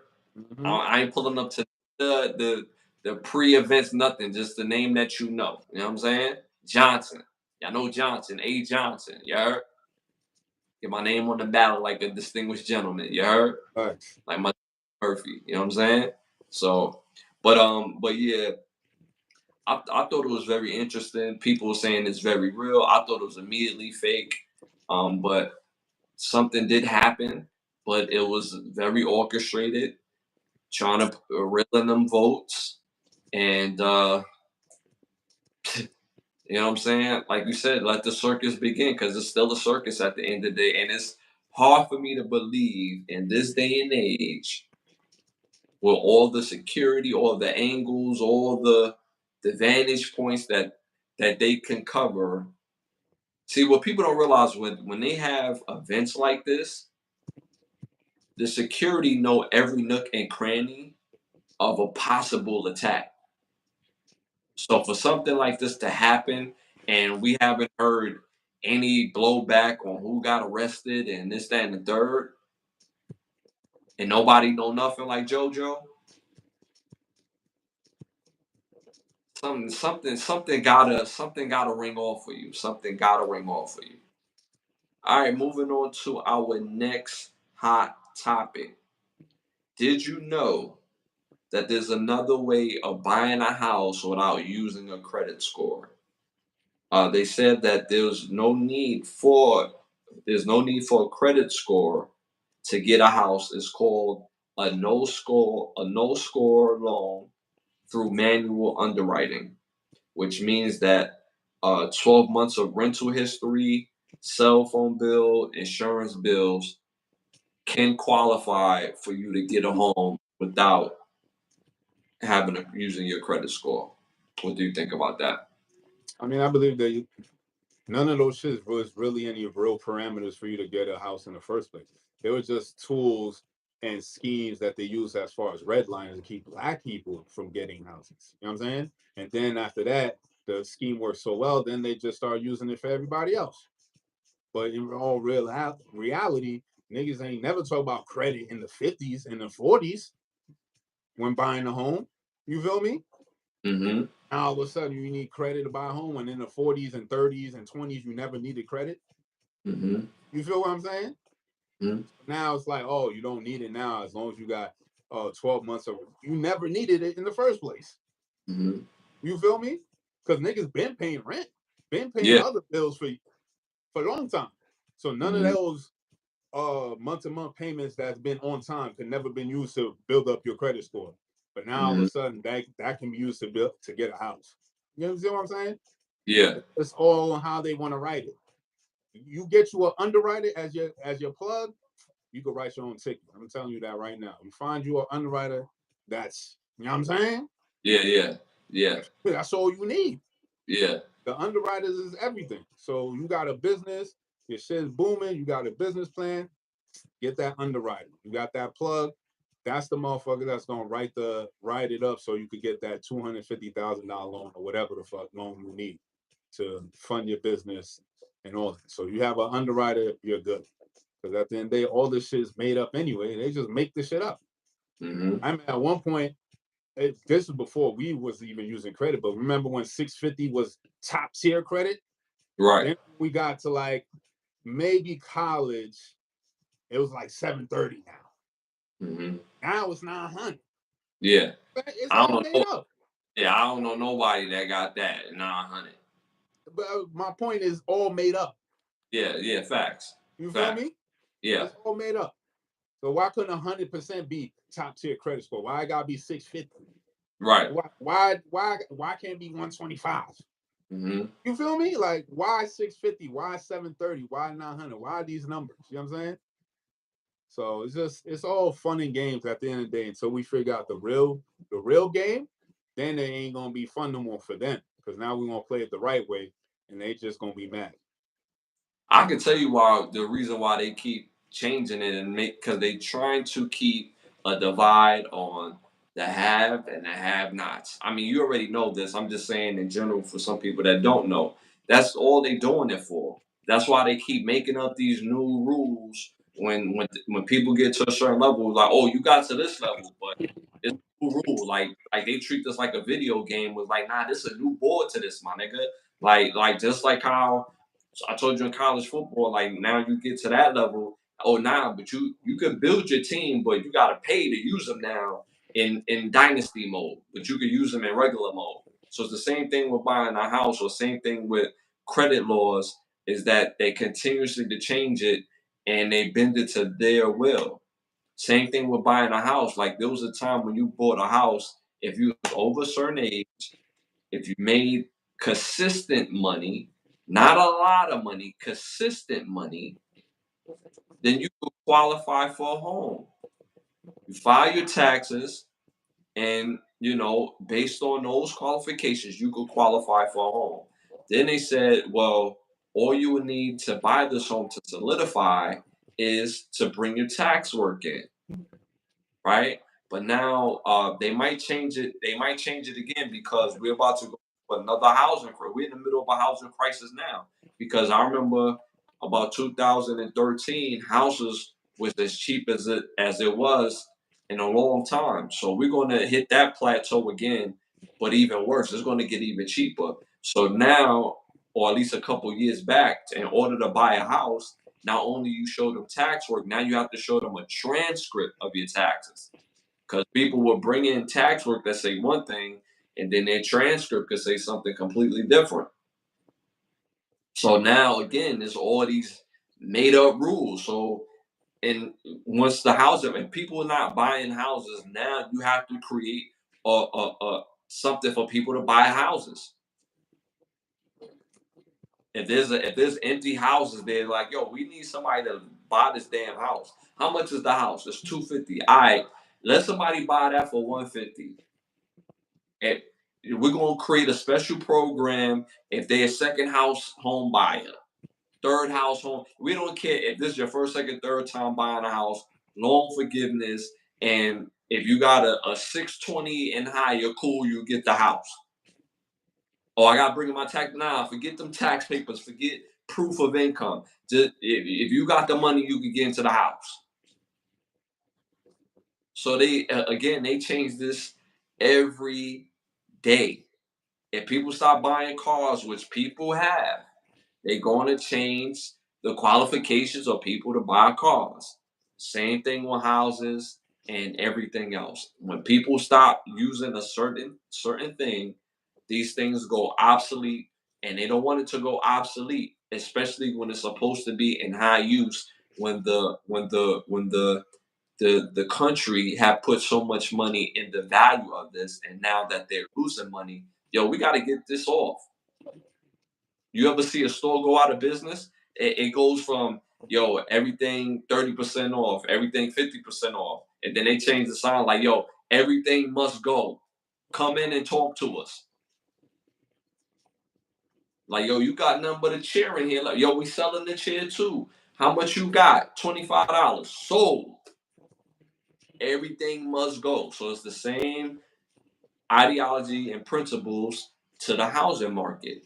When people stop buying houses, which people have, because even when people was buying houses, what people didn't realize, it cost more to buy a house than to rent. People like, well, how you figure that? Because how many people is living the 30 years to pay off the mortgage? And then within the 30 years, you're paying more than what you originally bought the house for. And it's taking you 30 years to take care of the mortgage. So if you buy a house at 38, which most people buy houses in their mid to late 30s, in 30 years, you're going to be 70 something. Hence, it's cheaper to rent than it is to own. The only real benefits to owning, if you're going to own early and younger, and you could cash out, because if you could cash out, then you could do it again. That's the benefits of owning houses if you're going to do it more than one time.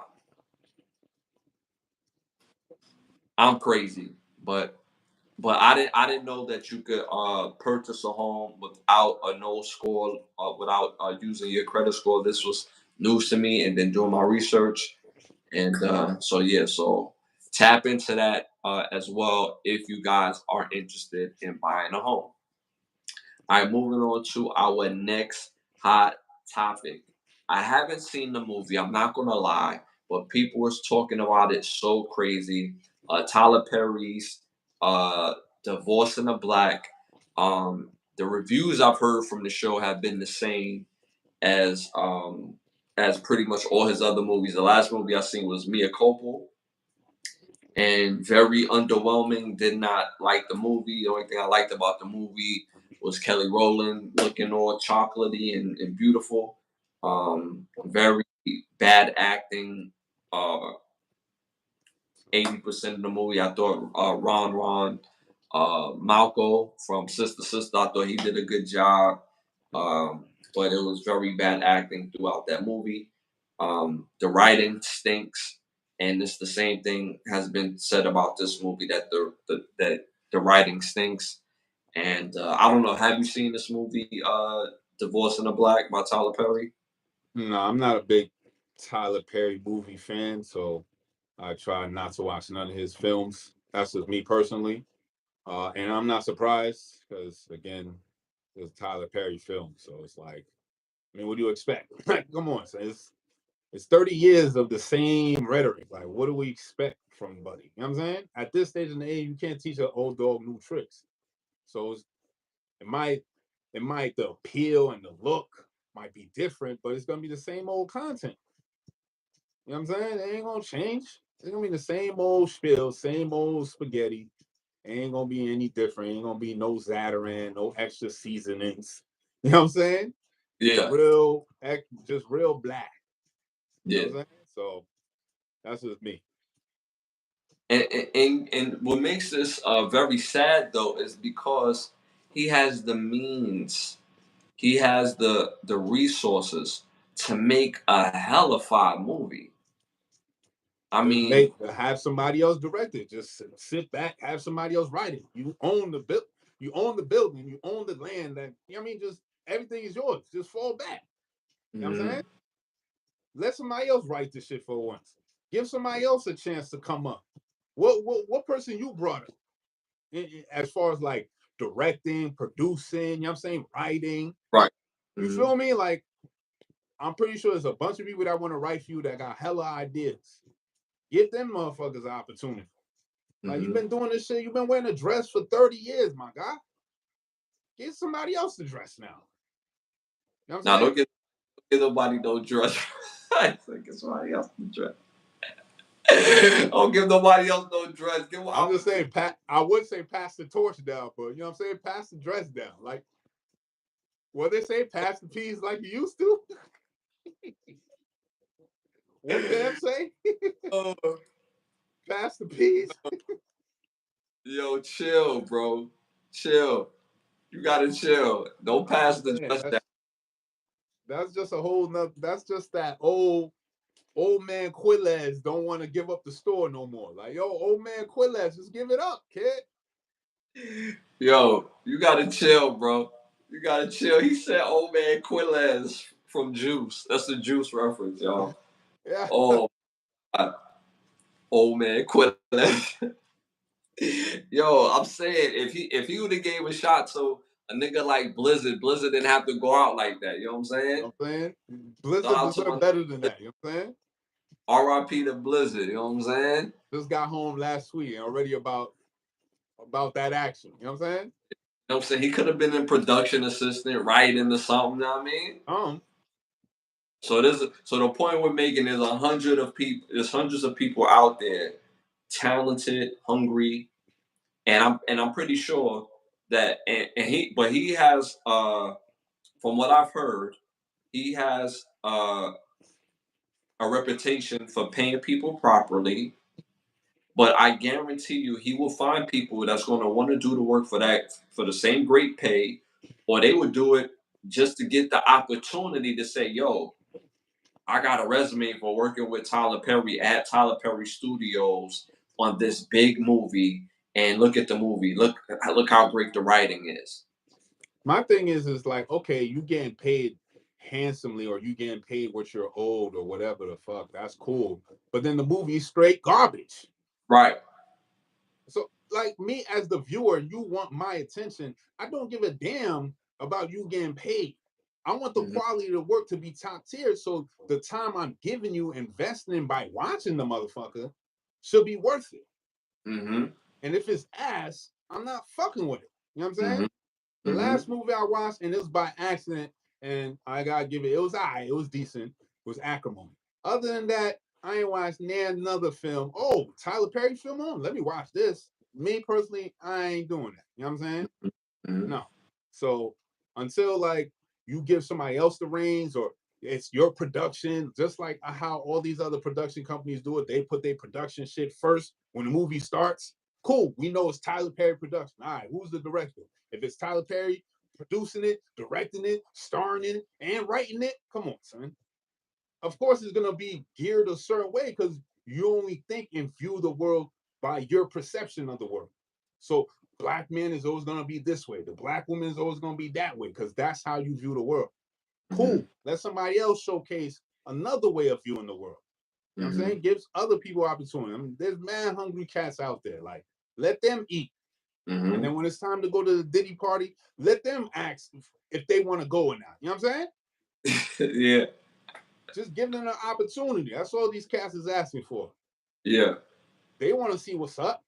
Maybe they may partake or not, but if you're not giving them the opportunity to partake, then what's up?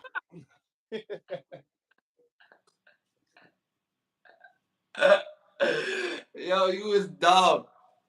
Yo, I'm just stupid. saying, sometimes they want to sit right there with their man and share a meal. You know what I'm saying?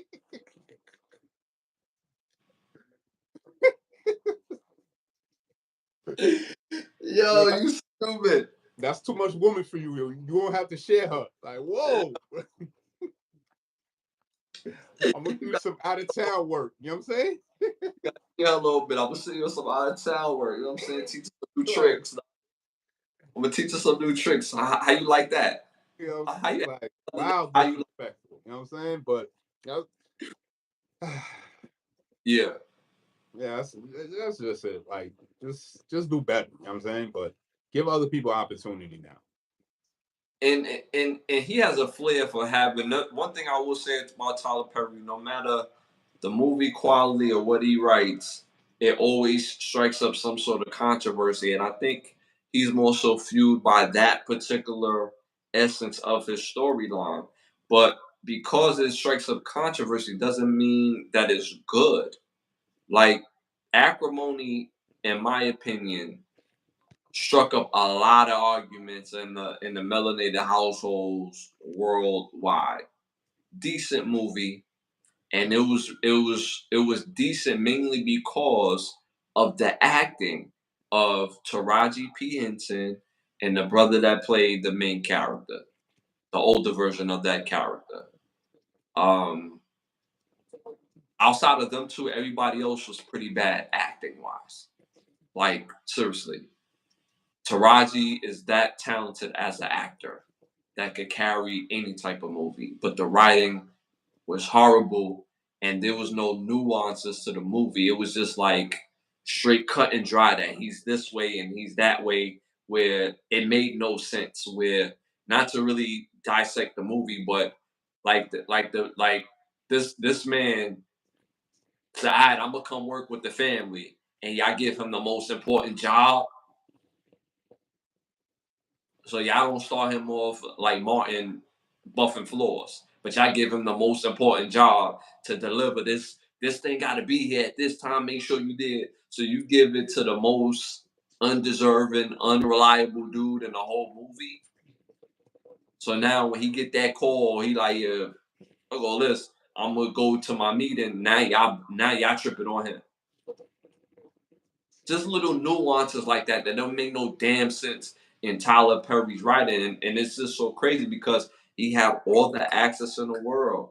You can hire great writers, you can hire great directors, you can hire great um, film runners, actors, actress, the whole 9 yards, the whole shebang, and he just refused to do it. And he got at least 10 more movies that's going to come out like this after this. We just seen Mia Coppola. I refuse to watch this movie. And all the reviews is echoing why I didn't watch this movie. And every movie before Tyler Perry has been bad. Acrimony was halfway decent. I think the Daddy's Little Girls was halfway decent, but it was terrible acting. But you got Idris Elba who can act, who's carrying the movie. Say what you want to say about Gabrielle Union, but Homegirl can act outside of, and the reason why I say what you say, not you personally, but just in general of, out of the camera antics with her family or whatever. But as an actress, she can act. So with Gabrielle Union and with Idris Alba, the acting was top tier. The only movie I think I really like enjoyed that was a Tyler Perry movie through and through is probably a family that prays together. You know what I'm saying? Only, probably the only movie. But again, uh, we want to see better. He has the access. He has the access. So this goes back to Leprechaun in the Hood Part One, Part Two. Is like, what do you think of the community that you fight for, Tyler Perry? You to give us this type of project. And the crazy thing about it, Divorce in the Black is the #1 movie in the country. And I think more people is tuning in to watch it on how bad it is or how ridiculous the story is than to be like, damn, this is a good movie. This will actually happen in real life. So I'll support Tyler Perry from a distance. I won't be a big I'm gonna go watch this movie type of person, but I'm gonna root that one day that he say, all right, we're gonna give writers, we're gonna get this and we're gonna get that. So all right. Moving on to our next segment. This segment is brought to you by Bravo Section. Make sure you go to bigbravosection.com. Again, bigbravosection.com.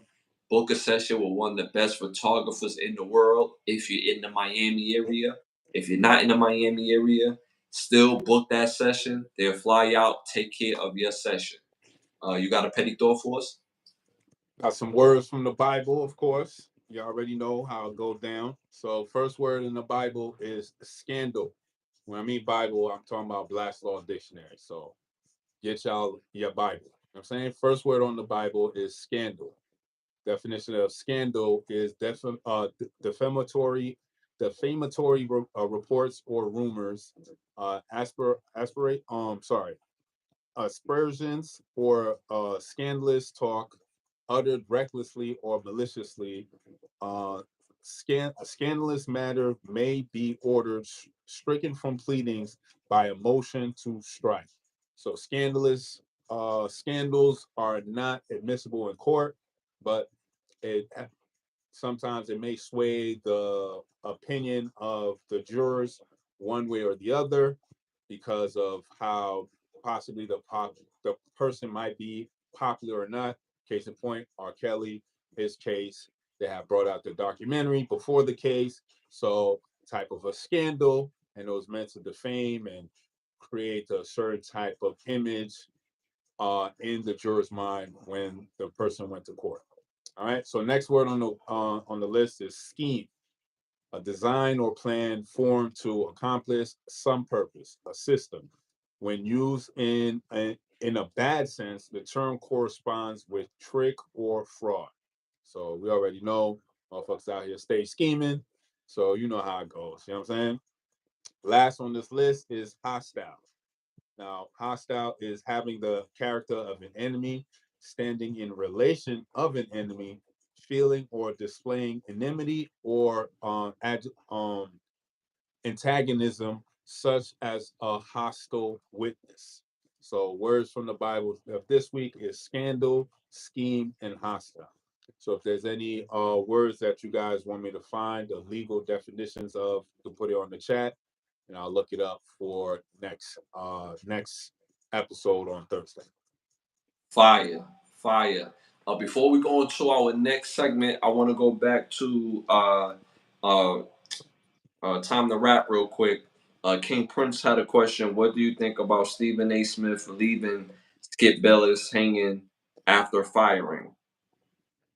Right. So everybody know that Skip Bayless was fired from FX1. I didn't realize he was as old as he was. Skip Bayless is 73 years old. So that was interesting in itself, but believable. He's been on TV for a long time. Um, like I said, I don't want to speak on Stephen A. like that because he's so disappointing. But I'm I really don't care, to be honest with you.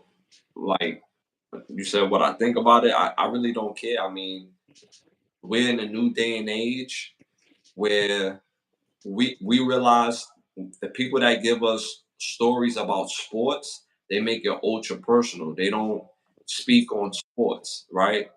And we could get that from Cam and Mace. You could get that from, me and Santana. You could get that from anybody who's credible about the sports world, right? But you want the entertainment aspect of it. So most people, when you watch Skip, you watching it for the entertainment value because a lot of his takes, honestly, I've never agreed with.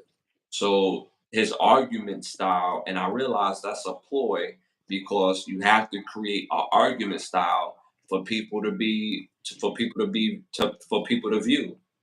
So most times when you watch TV, the things that they're talking about, they don't even believe for real, but they believe in the value of a debate. It's about a debate. It's a debate show. So it doesn't matter which stance that you take. If you ever was in the debate class, it don't matter if you for or against it. You still have to have the ability to speak about the subject and why it matters. So Stephen A not coming to his uh whim or come to his aid. Because after Shannon Sharp had, got fired from FX because of the exchange between Skip and Shannon.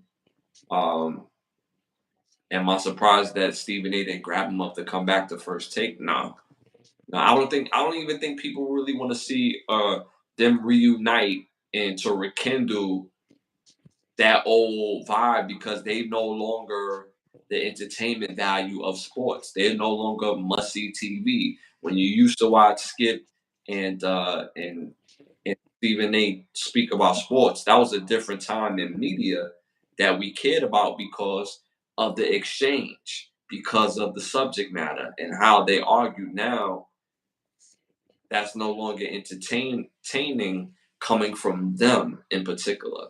So that's what I think about it overall. What about you, bro? I mean, I don't care for Skip Bayless, so I really don't care. You know what I'm saying? Never Mm-hmm. cared for Skip Bayless, never cared for Stephen A. Smith.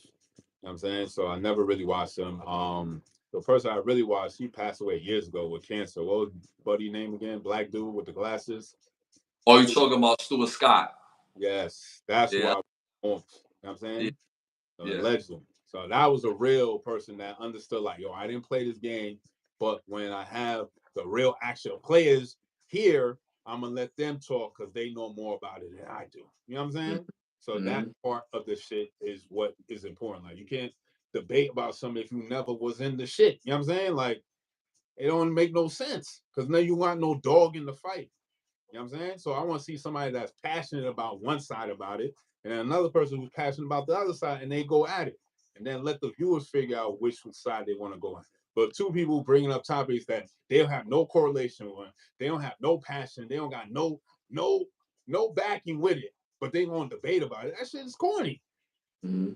You know what I'm saying? That shit is corny. So I never watched none of them. So that's my take. And the funny thing about sports, you could talk about sports if you haven't played it, right? But what you can't speak on, like if you're watching something, you can say, "Oh, Tony Allen got crossed by Tim Hardaway because he got crossed by Tim Hardaway." You can say that, right? Because this is what you're watching, right? When it becomes odd is when you start uh denigrating people personally and not the game.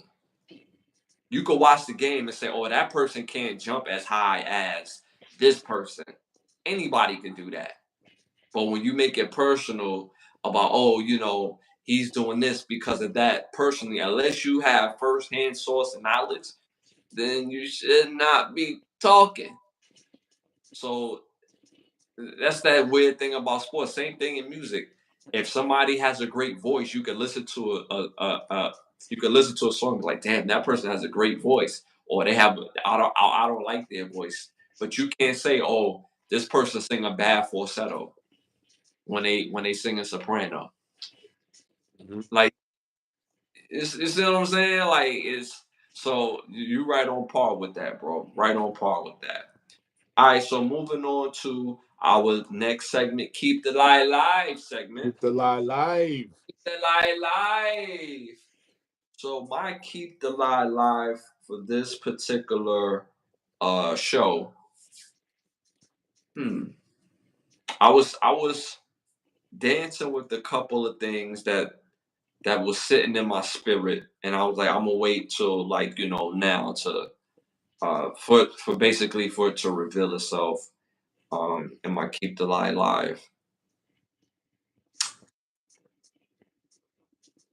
We have to demand more in what we watch.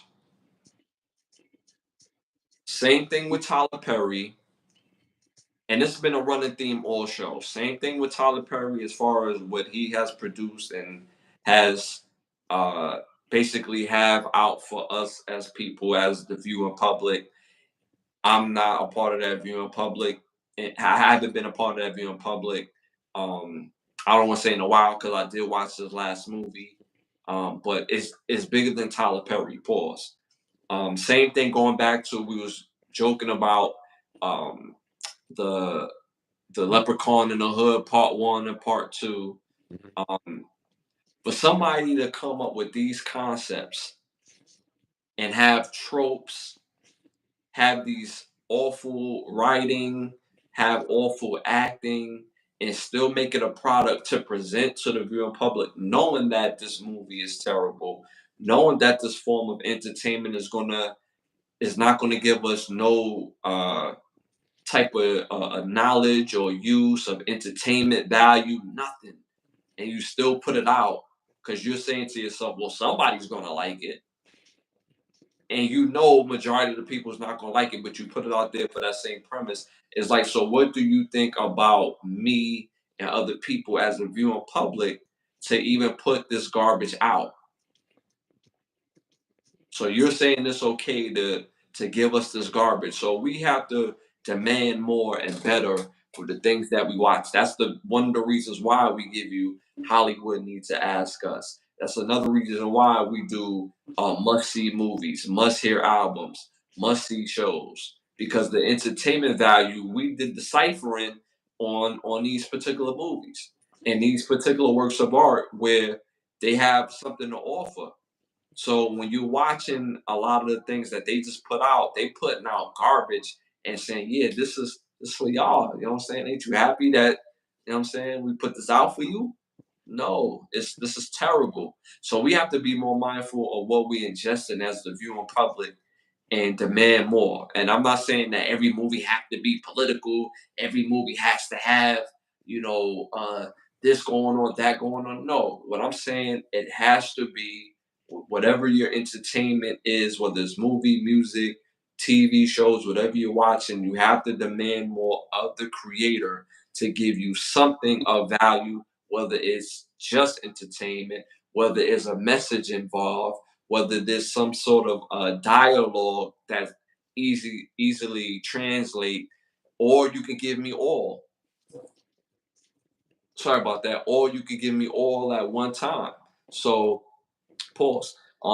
So that way I could walk away with something that sit with me. You know what I'm saying? When you think of a lot of the great shows, they incorporate everything. They incorporate entertainment. They incorporate messaging. They incorporate great dialogue. Like that's probably the one thing. Let's say, for example, of a show like Game of Thrones or The House of Dragons, that's always been a little tricky to get is the dialogue, and it's not necessarily what they saying; it's how they're saying it. So we have to demand more of what we watch. We have to be mindful of what we seeing as people. Same thing when there was a boom on reality TV shows. At first, reality TV shows was great because you got the real world and they showing the real world and how the fact that you take six strangers and put them into a house and see how they could get along. If they're gonna argue over the milk, are they gonna argue about going out? Are they gonna argue about getting like summer jobs or something like that in the middle of the season or whatever after partying forever? You have the road rules where they do, challenges. So it starts off great. It starts off wonderful. But then it gets ridiculous when you get love and hip hop and the things that these people that you forget who are damn near 50 years old is arguing about surface level things that serve no value to the culture. It just makes us look horrible. The only benefit that's given to love and hip hop is that the people that's on the show is gonna make a check and they can take that check and feed their family or grow their brand. But what nutritional value are you watching in itself? Like what do you gain from it? But bad entertainment. Because we forget these people are damn near 50. Nothing wrong with that. But what's wrong with that is you're damn near 50 acting like you're 18, 19, 20 years old. That's something wrong with that when they got grown kids watching. So we got to demand more from the creators who, now I won't even say the creators, as for the people that's greenlighting what is being put into the atmosphere because those are the people who are the button pushers. So that's my keep the lie live for this particular show. Anything you want to add to that? Get the old niggas out of here and let new blood come in. That's pretty much what it is. Old niggas out, new people in. Because you can't remake an idea about a slasher movie, but you can get a fresh take on it if you got new people coming in with new ideas. The same old garbage. Get that out of here. Bring some new blood in and just revamp Hollywood. Old people die off, new blood come in, and we get some new different takes on different movies and different concept of ideas that we'd like to see. Let us cook. Let us cook. Couldn't agree with you more, bro. Y'all, that's been the episode. We appreciate y'all tapping in. It's been amazing as always. Episode 75. Oh my God. Again, this is such an accomplishment for us. So I want to thank y'all for tapping in. We're on every Thursday and Sunday night and at 10:30. Again, every Thursday and Sunday night at 10:30. Again, hit that like, subscribe, share. Make sure you hit that notification bell. Make sure, because we might be liable to pop up on a hot topic, and we'll be on. There's other shows on the channel as well. Make sure you tap into Overstand podcast. While understand, where you can overstand every Monday at 9:30. So make sure you tap in as well. Also, I want to thank some of the sponsors of the show: Bravo Section, Button Snaps, OUV Records. If you're interested in becoming one of the sponsors of the show, you can hit me up on Instagram at Ashley Lovechild, or you can hit my brother up at Bravo Section _ So again, if you're interested in becoming one of the sponsors of the show, you can hit me or my brother up on Instagram, and we could talk some business. Again, make sure you tap into the membership. The membership link to the membership is links in the bio. You can go to the page. You can access us through the rewatch. We got a lot of videos for Ken and Brothers Get a Rap, and for Overstand podcast, along with other acts of music and just everything with the channel. So make sure you tap into the membership portion of this show as well. We'll see y'all this today's Sunday, so we'll see y'all this Thursday at 10:30. Anything you want to promote before we get up out of here? Nah, see you on Thursday. Bet. And again, y'all be on the lookout for my new EP, summer 2008. Working on it right now. It's almost near completion, so be on the lookout for summer of '08 coming out soon, the new EP. And you already know what's love. We'll see y'all soon. We'll be back.